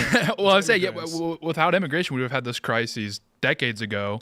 We're buying ourselves time, but now the mood is turning from immigration. So it's like this is going to hit us a lot sooner than we think.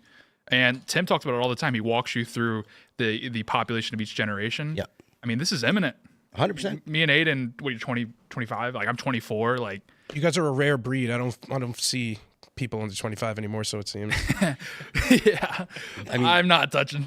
My Social Security's gone. I just see it as charity. I try to write it off every year, and it doesn't work. And you're paying into Social Security down the line for people like Phil, too. Yeah, because Phil's seeing his Social Security. You're still going to be paying into it. I don't think so, because the Social Security's, they're going to have to make significant cuts by the time, I think, 2033. So that 2032, which is 7 years, I'm not retiring. Do you remember Nikki Haley she proposed raising the retirement age by like a year and a half, and everyone lost their minds? Yeah, that's the issue, though, because it's the so-called third rail of politics. It's so unpopular. You're going to strip me of my entitlements? I'm entitled to it. I paid into it. How could you take it away from me? Is the thought process. Although most people who receive Social Security didn't pay as much as they're getting out. Most people who get Medicaid and Medicare don't pay nearly as much into it as they get out. People my age that actually do get any kind of Social Security, they're going to be getting it with inflated dollars. You're going to be getting dollars that don't buy you anything. So yeah, maybe I'll get maybe I will get some kind of Social Security, but it's not going to be able to cover, my expenses or anything. It's going to be a situation where if I don't have, if I didn't have savings and stuff, I'd be completely effed. This is the thought process. This is why we'll never get rid of it. 'Cause people are like, gee whiz, I kind of need my Social Security. No, down the line. Even if I get a little bit, said I'm not going to get it. No, but you'll get it further down the line, maybe with a little bit of it cut off, and you're going to be very upset over it. You'd vote against somebody taking away your Social Security if you were 60, just 62. said the guy that shut your mouth. You're like, I just said Thomas Massey's the best, and Thomas Massey's like, no, we have to do the fiscally responsible thing. You're over here saying, no, It's you got to easy do the MAGA grandstand plan. as Thomas Massey, the one guy you're not expected to get anything done. All of your libtarditarian ideas don't ever have to go anywhere. You live in this hyper idealized world where you don't have to engage in real politics, and that's why you could grandstand like Thomas Massey and be like, oh, I want zero deficit. Well, yeah, we all want zero deficits, but that's not the reality that we live in. Your take I don't two think times in the past 5 minutes. No, here's the deal. If you're close, if Changing you're your in your position. 60s, in your late 50s, in your early 50s, and you're getting close to the age where you're supposed to see these benefits, you will vote against people who are saying they want to curtail those benefits and entitlements. And I think that's a perfectly natural, rational response from these voters. It's the perverse incentives that's the issue here. If there was reverse Social Security, I'd vote for it. The old give to me, I'd be like, yeah, sign me up. Yeah, I mean, I think that's what having two parents is. Facts. No, generally, right? If you only have one, they don't have enough to give. But if you have two, I hope to have enough to give to my child. So, all right, listen, I'm going to start talking about my pet project here. Also in the bill is the Hearing Protection Act and the Short Act. Those are two things that you got to get into that we want to see pass because the NFA is unconstitutional. You can call your representative at 202-224-3121. You can call Speaker Johnson at 202-225-2777. You can call Majority Leader Scalise at 202-225-3015. And you can call the Majority Whip Emmer at 202-225-2210. Tell them that you want to see the Short Act and the Hearing Protection Act in the big, beautiful bill. And that's all I'm going to say about that. What does the Short Act do for short kings? It doesn't do anything for short kings. It does stuff for short barrel rifles. Why would I want it? Oh, yeah. That's what I thought it was about, the short kings. Oh. Short rifles, okay. Okay. So let's see. What are we going to go to here? Are we done with this one? Are we done?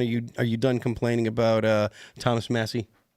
Yeah, I'm done. If the bill doesn't pass, it's probably going to pass. I think you're not done. I'm done. About Thomas No, I'm Massey? done talking. All right. So Newsweek is reporting Jake Tapper admits to Megyn Kelly he didn't press Biden on health. CNN anchor Jake Tapper appeared today on the Megyn Kelly Show in a candid and at times confrontational interview where he acknowledged key failures in his coverage of former President Joe Biden's health. Joined by Axios reporter Alex Thompson to promote their new book, Original Sin, Tapper directly addressed criticisms from the former Fox News host on her Sirius XM show. Tapper admitted that he and others in the press ignored visible signs of Biden's decline. Published on Tuesday, Original Sin, President Biden's Decline, Its Cover-Up, and His Disastrous Choice to Run Again, alleges that Biden's inner circle, including his family and top aides, orchestrated a comprehensive effort to obscure the president's deteriorating condition from the public, donors, and even members of his own cabinet. That is absolutely not true. They were all in on it. Everybody was fully aware that Biden was a dead man. He was a corpse. Do you want to go and do you want to watch the clip here? I think we should watch the clip. It's a long one, but listen to Megyn Kelly.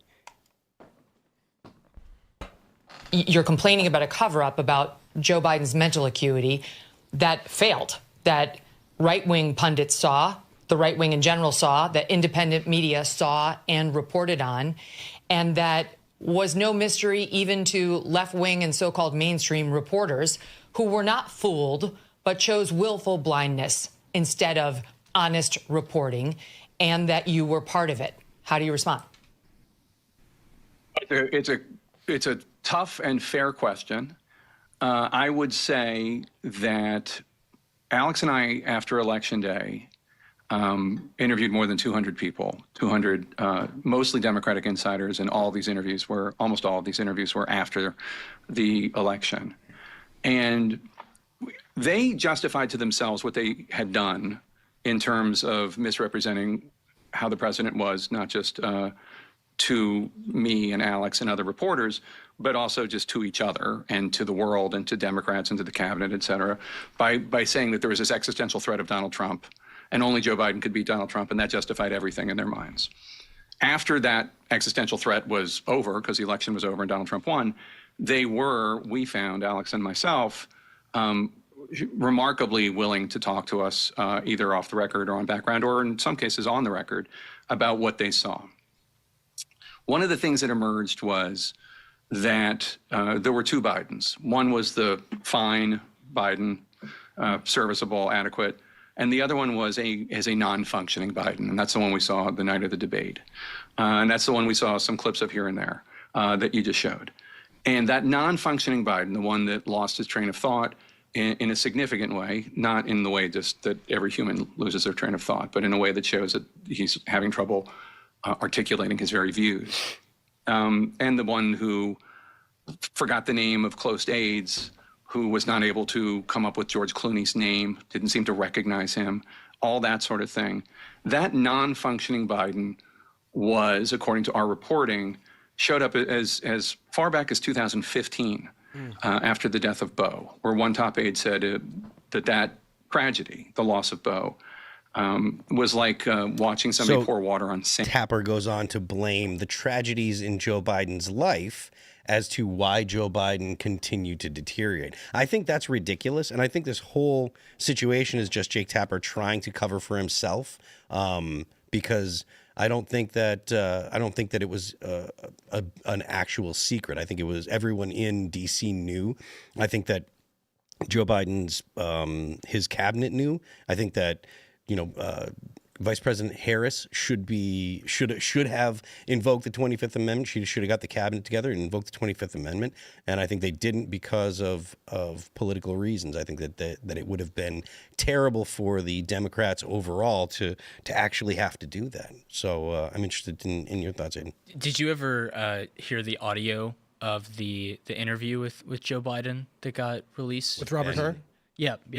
He could not remember when his son died.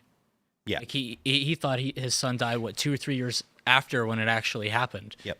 And I mean, they obviously all knew. Where was the audio, right? I do think that, I'm willing to give a little bit of grace to some of the more like deluded Democrats who genuinely thought it was some kind of right-wing op. Maybe if they didn't have access to Biden, maybe if they didn't go to the White House regularly. Right. I'm more than willing to believe that a lot of these grassroots Democrats simply thought, oh, he's a little bit old. They caught him at a bad time, and that's, the age is completely separate discussion. But yeah, the media, they 100% knew. And Kamala Harris, I think that, maybe there was a kind of thinking there, if she invoked the 25th Amendment and she was, the first woman president, by in that way, in that way, they probably would have lost even more. I mean, Harris barely managed to pull off like an even moderate showing in the election, and the polls for Biden were way worse. Like the defense that they thought Joe Biden was the best person to run against Trump simply was not true, and it wasn't true for a year and a half, before the election. So I think there was a lot of complicity and trying to shore up Biden as much as possible to save the Democrats from embarrassment, and it obviously did not work. I think as far as the aides and those close to him goes, I think it warrants an investigation, maybe through the House, maybe through the FBI, or exactly who was doing what and to what degree they were protecting or not telling others about the deterioration of Joe Biden. This is especially relevant because it leads to the question of, it begs the question of who's really making these decisions. If he is so senile where he can't remember, I think there was another quote where he forgot when he was VP, and then forgetting the death of the dates of the death of his son. And we probably don't even know the worst of it, but I do think it is worth an investigation because this guy did a lot of very significant things towards the end of his administration and throughout.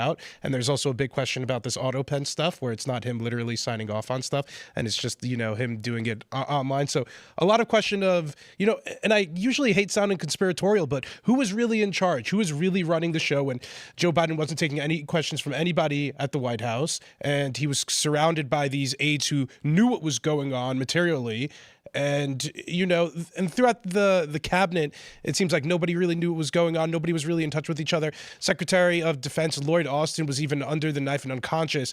But he never told Joe Biden. And you have to wonder, did he know the condition of Joe Biden? Maybe he thought not even to tell him, because why would it even matter? So who was in control? Who knew what with the aides and the people around him? And did anybody break the law while doing this? And I think that it's really important questions that we have answered here. Well, if anyone did, if anyone were to, make any kind of executive decisions without him, that's breaking the law.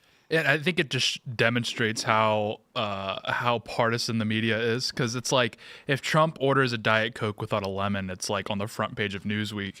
You're telling me that not a single aide went to the press once through the 4 years of Joe Biden to like casually mention, hey, by the way, this guy's mind slipping. We don't even know what the cancer thing that might have been on their radar. Not a single, like we wouldn't see a single, because it would never make the front page. And so to Trump demonstrate coughs his weird, it's on the senility a front little bit more, I'm not a movie buff. I actually don't like watching movies, but I still know what George Clooney looks like. And Joe Biden has been friends with George Clooney for decades, given his involvement in Democrat politics. There was this infamous fundraiser now that Joe Biden goes to.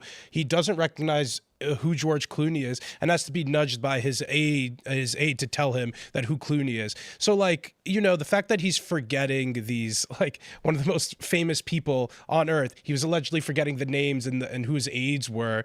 It really begs the question, who is in charge, and was this man truly making all of the decisions? And if not, who was, and under what guidance were they allowed to make those decisions? I mean, you see people pull up Biden policy from the 80s, how seemingly conservative his rhetoric is. Maybe he actually is like super base, but he just forgot about it. And then no, and I mean, there were multiple slip ups too when he said explicitly that he would defend Taiwan, and then the White House ended up walking it back after the fact. And it really makes you think, like, I don't know, is he baiting him? Like, is that? That's something that was long-standing U.S. policy. No, it not was actually strategic ambiguity. That's what I'm trying to say, but you're talking over me. The long-standing U.S. policy was to not openly say that the U.S. would defend. It was to imply that they would, but to not actually articulate it, because that would cause problems for China. I think and Trump's been saying who had control of the auto pen, right? I think that's a really legitimate question. Of course, the minute they actually try to look into it, people are going to run wild and crazy and talk about Donald Trump persecuting his political enemies and everything. So if I was Donald Trump, I would say, like, what they did to Joe Biden was basically elder abuse, and we should be prosecuting these people for doing that, like a totally non-political attack, just to find out the facts. Because I think, there's a very limited period of time where we're actually going to be able to find out what happened. And if we don't take advantage of it now, it's going to be this big open question, I think, in American history forever. We've had presidents hide illnesses before. I mean, FDR, right? And Woodrow Wilson had a stroke, and his wife, like the first lady, basically, like, kind of ran the government. And it's kind of widely known now, but this is a lot different than that, I think, because this is somebody who may have been senile when he got elected, or at the very least rapidly deteriorated afterward. And if nobody in the cabinet knew what was going on, if you believe them, then seriously, who was running the government? Yeah, no idea. Well, good. It's also worth mentioning, obviously, we recently got the horrible news that he was diagnosed with stage 5 cancer. I'm no oncologist, but stage 5 is late. Or was it stage 4? Stage 4 or stage 5? That's late to the game. And the president is somebody who should, or the former president is somebody who should have his health monitored consistently. Somebody must have missed something here, or missed it on purpose. I don't know how you would miss this in a president or former president. Stage 4 or 5 seems late to the game again. So it's like, who knew what, when, and for what reason was this probably kept in the dark? I hate going into this conspiratorial stuff without any hard evidence, but it's really hard to believe that, a former president, Joe Biden, one of the most important people on the planet at the time, wasn't getting enough health monitoring. Yeah, well, it was at Walter Reed to figure out, there was an aide going to the press today, and they said his last prostate exam was in 2014, which is just very hard to believe. And there are other tests too that you could do besides the prostate exam too. Like, this is just shocking that when you're that age, it's what, like every like 2 or 3 years or Well, something. if I understand correctly, at 70 they stopped doing the prostate exams, or for testing for prostate cancer, because the cancer is so slow moving generally that if you get it, by the time it actually develops into cancer, you're likely going to be out the door anyways. We've got this from the Daily Mail. Joe Biden forced to deny he had cancer diagnosis after scathing Trump accusation. Now, this isn't actually from Joe Biden. This is from his staff. But he says former President Joe Biden had to shut down. I'm sorry, this is the Daily Mail. Former President Joe Biden had to shut down conspiracies. He was diagnosed with prostate cancer before last week. Prior to Friday, President Biden had never been diagnosed with prostate cancer, a spokesperson for Biden insisted on Tuesday. It added that Biden did not have the test done to check for prostate problems since 2014. The statement came after President Donald Trump repeated on Monday conspiracies that Biden knew he had a cancer for a long time and that hiding the diagnosis was part of the team's cover-up of his health decline while in office. I'm surprised that it wasn't, the public wasn't notified a long time ago because to get to stage 9, that's a long time, Trump said. Biden's office revealed on Sunday that the former president has an aggressive form of prostate cancer that has metastasized and spread to his bones. The former president received an outpouring of support, including from Trump and the First Lady. I don't know that they didn't know he had it. I think we're stupid. I think that it's likely that, the president was getting checked as much as they possibly can. There's a White House physician. They're supposed to get an annual checkup, I think, if I remember correctly. You think with somebody that old, they would get, an actual good exam. So if they're the first person I would go to is the White House physician. There was a lot of anomalies in the way that Joe Biden's medical treatment was done and the way that it was reported to the American people. He didn't take the cognitive test.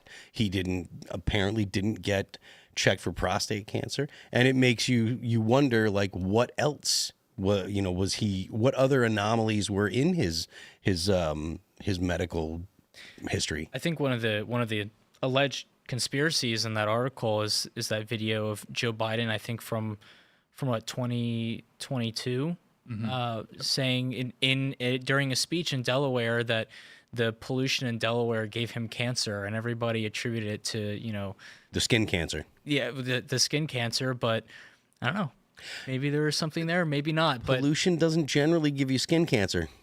What makes this so surreal is like Aiden was hitting on, you think of these historic conspiracies that we all discuss and you hear on these podcasts, JFK, RFK, FDR, all these cover-ups, and you kind of feel helpless like reading about it because you're like, we will never know what happened. We can't subpoena any of the people involved. They're all dead. What makes this so surreal is you're already seeing like Tapper, people like this flipping, coming to the press. There's an opportunity here where we actually could pull these people in front of a camera. What do you know? That's what makes this so surreal. What makes it feel different is like we could actually.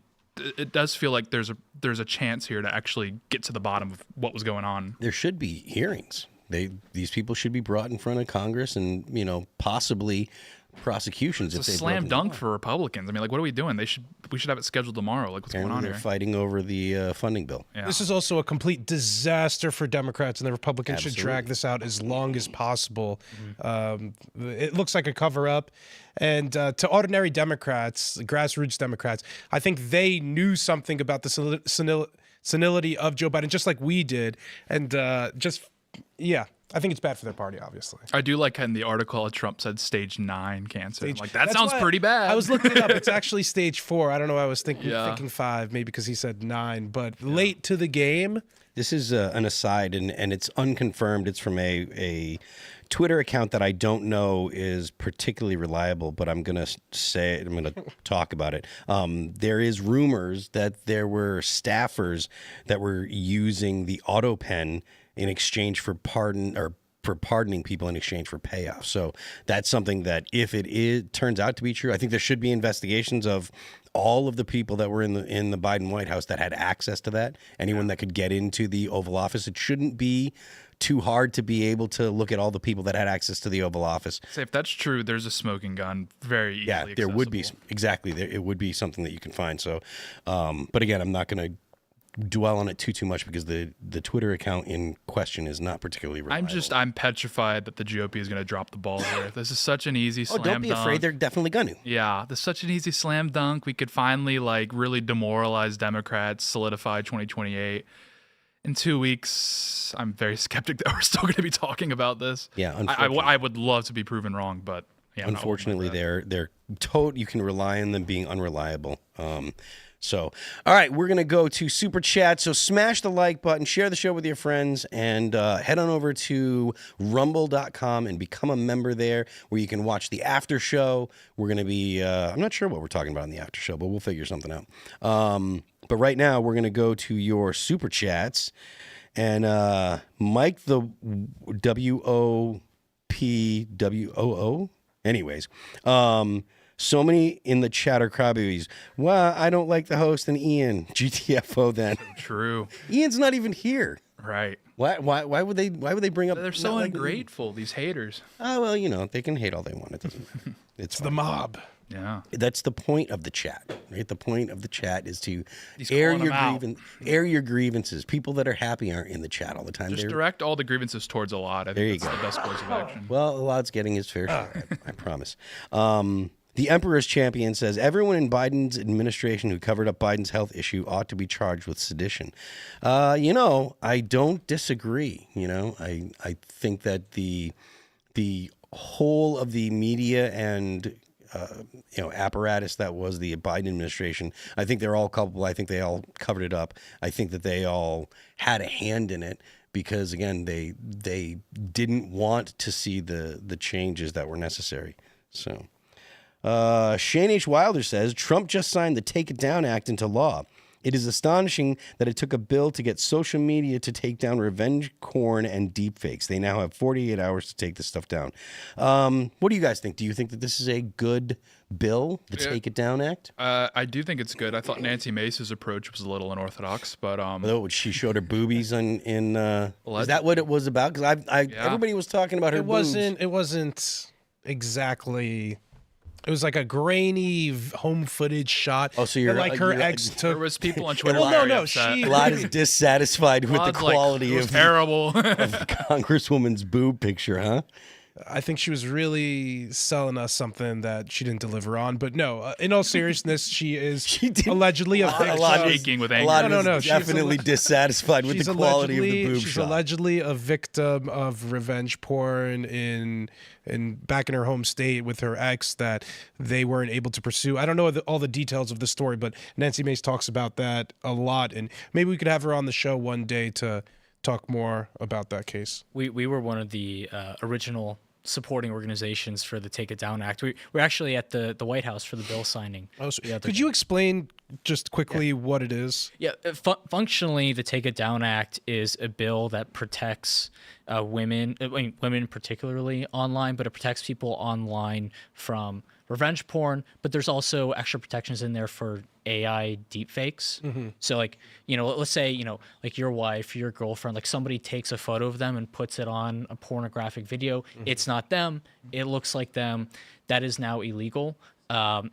And I've read many stories throughout the country that's actually very common, especially in high schools, middle schools. It is very common because a lot of these AI tools are so accessible now. And there was a patchwork of states that had varying levels of regulations and laws around it.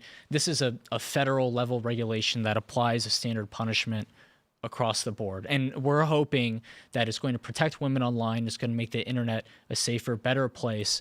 And that, I would not want somebody to make a video of that of my wife or daughter. I think someone should get prosecuted for that. So I think this is a huge win. And that's why, Melania was behind it. It's a very important issue to her. The idea too of it doesn't even need to be a quote unquote real nude to still do a ton of damage to somebody it's something to reckon with. And I think this is the first law that I know of. I'm sure there are other laws on the books that really deals with the consequences of AI. And it's exciting might not be the right word, to see how our lawyers, our lawmakers and laws keep up with this emerging technology. Yeah. I mean, the only thing that makes me a little apprehensive is if there is a person or there's an AI picture that looks like a person, but the person wasn't the actual model for it. It wasn't like you fed a picture in, because if you look at AI.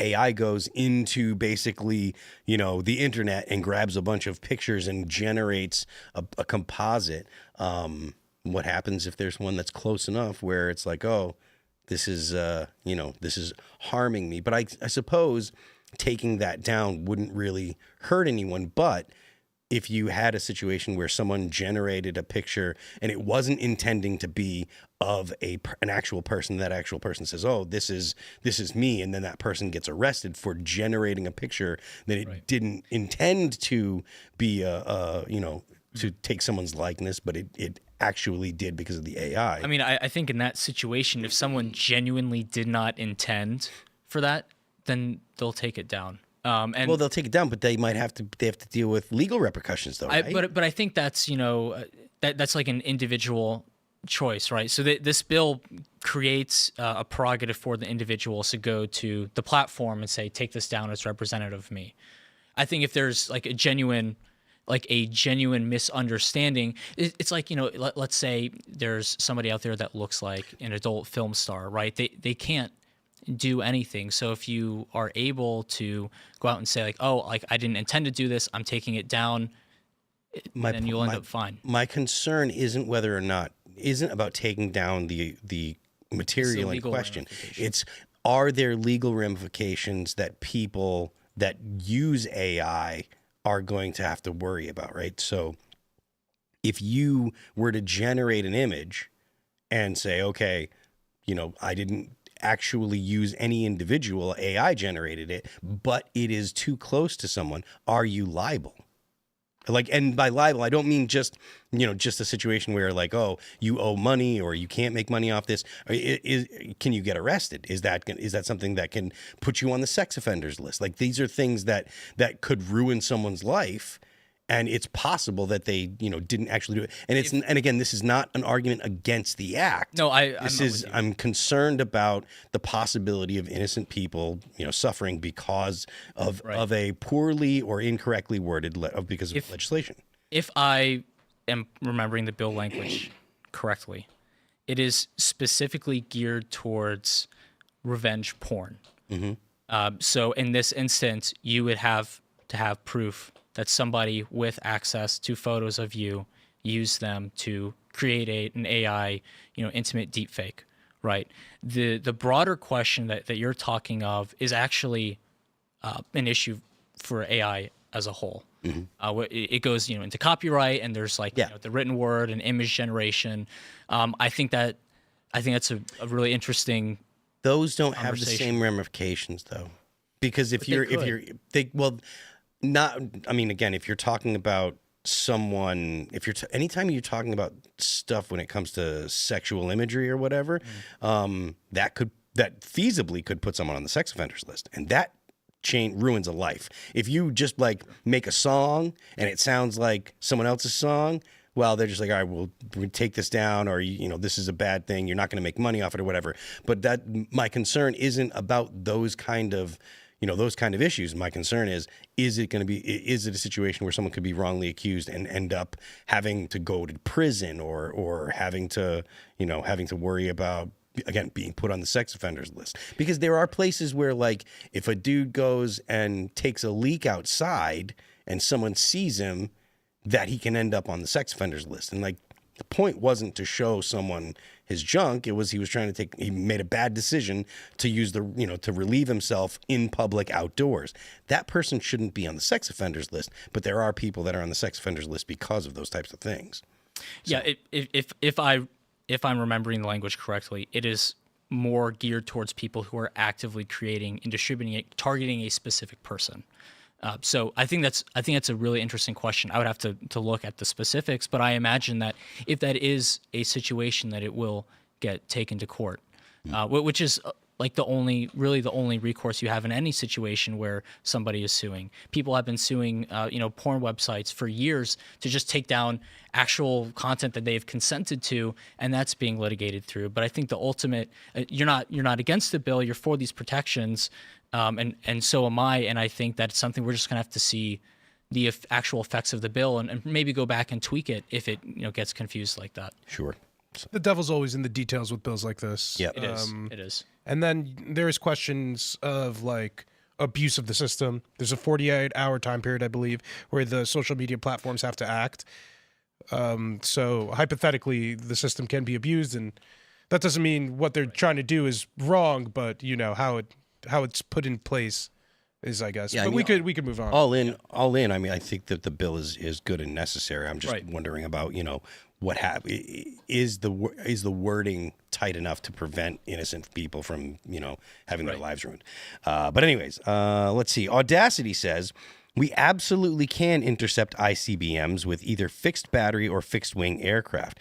The issue we have is when the payload is in its final approach. We can intercept most of the full systems, but MERV is more difficult. That's interesting. I don't hope so. know. Yeah, that was my concern. Is like Hezbollah. It's not comparable because China, Russia. If they're going, that's the saying. If you take a swing at the king, you best not miss. It's true. If they're launching ICBMs, they're going to strap a mother load of who knows what to it. So. That's my fear. Yeah. I mean, it would have to be an all-out exchange. Like the capacity for this particular weapon system would have to be able to stop thousands. Because if you watch the videos of the Iron Dome in action, they're exploding directly above civilian centers. If you have a payload above Los Angeles, you shoot it. It's not going to do much in favor in the sense of safety. I mean, it depends. Remember, nuclear, like blowing up the MERV and preventing it from actually going off, like preventing the nuclear explosion from going off, is totally different than blowing up a rocket that has a conventional payload. Because a nuclear weapon, like nuclear weapons, like things have to go just right for that to go off. It's not easy to get a uranium payload to go critical. So, anyways. Reaper 11 says the difference between Israel and the United States is United States has more radar and sensors than any country in the world. That's probably true. Also, like other countries, we've already done this. We've already smoked a satellite in space. We've already smoked a missile in space from a ship. I didn't know that, but that's extremely cool. Sweet. Let's see. Rita Ho says, per Bloomberg, if CCP takes over Taiwan, the global GDP will drop 10.2%. COVID-19 only decreased global GDP by 5.9%. CCP just announced national prohibition. The war is coming and the U.S. has no choice. Well, Rita, I hope that you are wrong.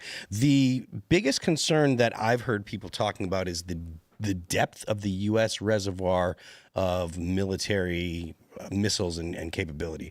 Palmer Luckey, who's this guy that is one of the owners.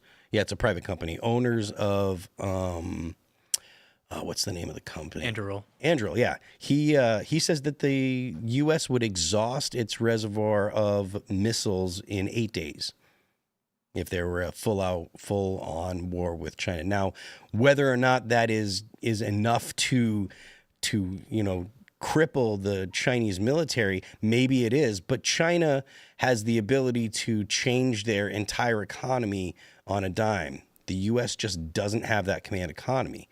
So, like, all of Chinese shipbuilding capacity is like every ship is built to military standards. So like all of their yachts, all of their stuff, all their fishing boats are built.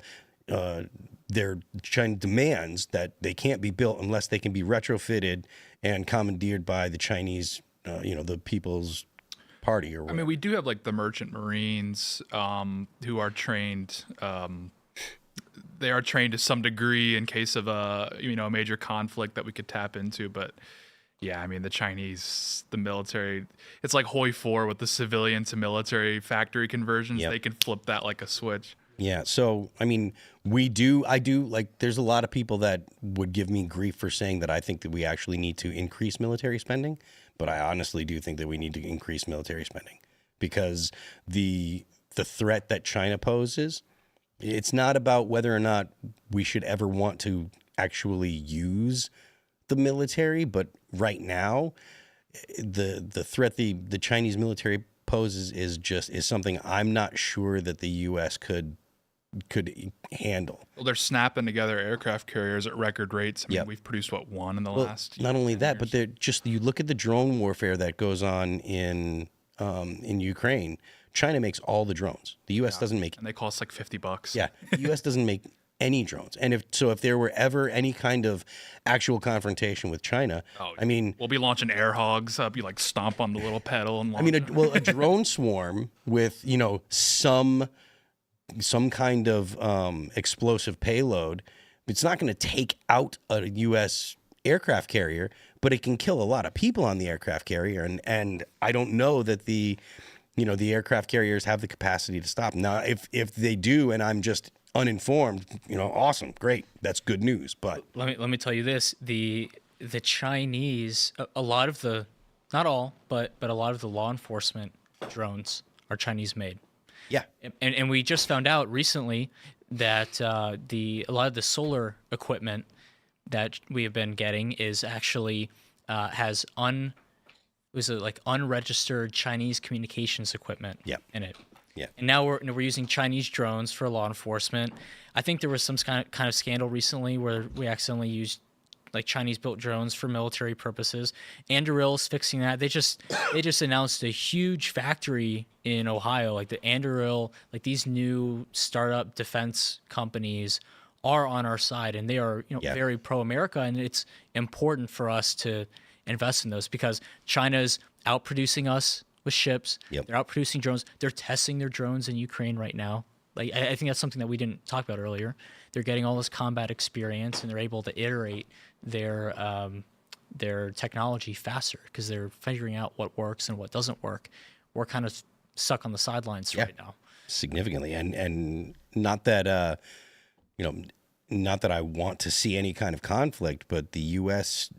does need to win the technology race. Like the idea of China winning is something that the American people should really be concerned with. And I'm not sure that enough people are, because I think Americans have it in their head that to have any kind of competition will lead us to more forever wars. And I think that it's the exact opposite.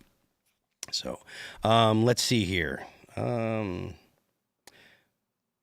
Nathan Vasquez. Phil, it would sure be awesome if ATR stepped in for the rest of the dates with Trivium. Just saying, Fall of Ascendancy Tour sounds pretty awesome. Think about it. Well, I appreciate the vote of confidence.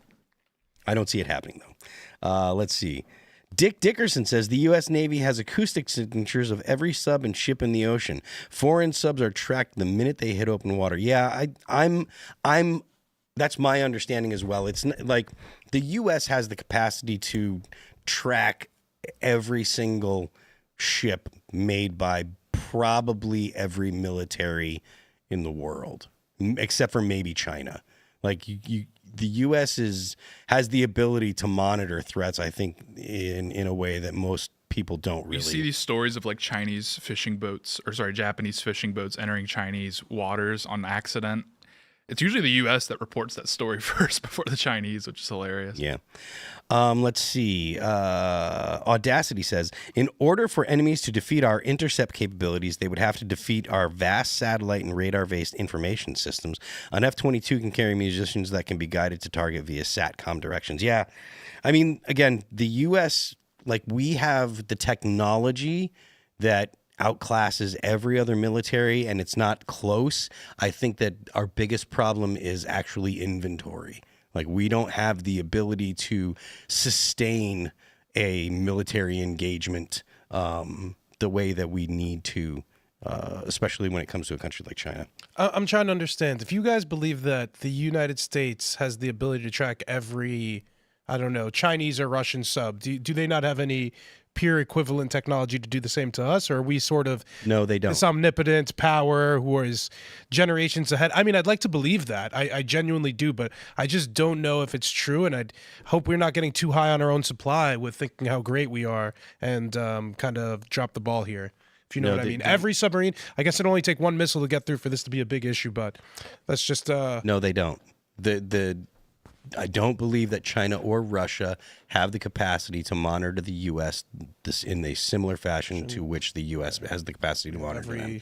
And part of the reason, I think the evidence is the way that, I mean, look, if the United States were to roll into a country with a comparable military to Ukraine, the result would have been Iraq. Iraq had the third largest military in the world when the United States decided to take Iraq out, and they did it in 100 days. The United States military there is no peer, right? Like I'm not saying the U.S. is undefeatable, but the military, the U.S. military loses because of the politics, not engagements. The U.S. doesn't lose engagements, and there's just no military on earth that can compare, like legit. So anyways. Alpha to Omega says, howdy people, everyone forgets that for some reason military munitions expire and would require a disposal cost. Why pay this when you can trade or give it away for free for an IOU? I mean, I guess. Yeah. And we do. A lot of what we sent to Ukraine was just that. Right. But we aren't producing the replacements. That's the big problem. Which we should be doing more of. I believe we're ramping up some of our military capabilities, and we should be doing more of it. It would be nice if our young unemployed people could get jobs working in, I don't know, munitions factories or honestly, it's not only munitions factory, frankly. A lot of the most advanced jobs are in engineering, technology, science, and mathematics related to make some of these extremely advanced systems. These different satellites, this Golden Dome system is going to be some of the most world-class technology we have. So good paying jobs. It's the exchange is reversed. Like the U.S. Navy pilots, they train on old Italian fighter jets that they sell to us, so it's like it goes both ways. All right, so we'll get one more here. Captain Patriot says, do you think Americans are overconfident in our military? Also, do you try and read all of the super chats that come in? It would be nice. We read a bunch of them, but there's a lot of them that came in tonight between the Rumble rants and the super chats. We definitely didn't get to all of them. And then I don't think Americans are overconfident in the military. I think because of the results politically in a lot of the military engagements that we have gotten into in the last 20 or maybe even 50 years, I think that's actually skewed people's opinions about the U.S. capabilities when it comes to military.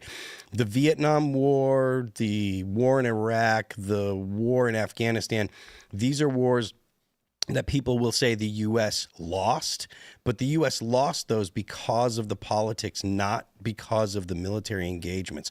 The military engagements, the United States killed a whole lot more Vietnamese than the Vietnamese killed Americans. The United States absolutely destroyed the Iraq army in Desert Storm 1, and then they entirely wiped out not only the Iraq army, but all of the militias that Iraq could muster in the Iraq war. The U.S. absolutely won almost every single engagement in the Afghan war. Like, the military doesn't lose. The U.S. policy is a bad policy and it's unsustainable. But when it comes to actual engagements, the U.S. is unmatched. So that's it. So smash the like button. Share the show with your friends. Go on over to timcast.com and join our Discord, and then head on over to Rumble and become a member where you can join us for the Rumble after show, which we're going to right now. I'm Phil That Remains on Twitter and on X, and I'm Phil That Remains official on Instagram. Thank you so much for coming. Do you want to shout anything out? Yeah, please follow me on X, Aiden Buzzetti. If you can't spell my name, trust me, it will show up. It's unique enough. And if you're interested in the work that the Bull Moose Project does to advance Trump's agenda in D.C., go to bullmooseproject.org.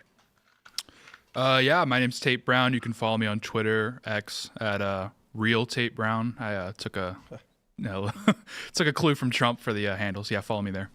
Tate, it was a pleasure being on for your first inaugural show. Hey, everybody, thanks for tuning in. My name's Elaad Eliyahu. I'm the White House correspondent here at Timcast, looking to give the other press people hell when I'm in there. Thanks for tuning in tonight. I know it was a rocky show without Tim, but we enjoyed having you, and stay tuned for the after show, Phil. Why was it a rocky show? Without Tim, I feel like I miss Tim. I know you guys All did, right. but even I missed Tim. Stick around for the after show, and we'll see you guys tomorrow.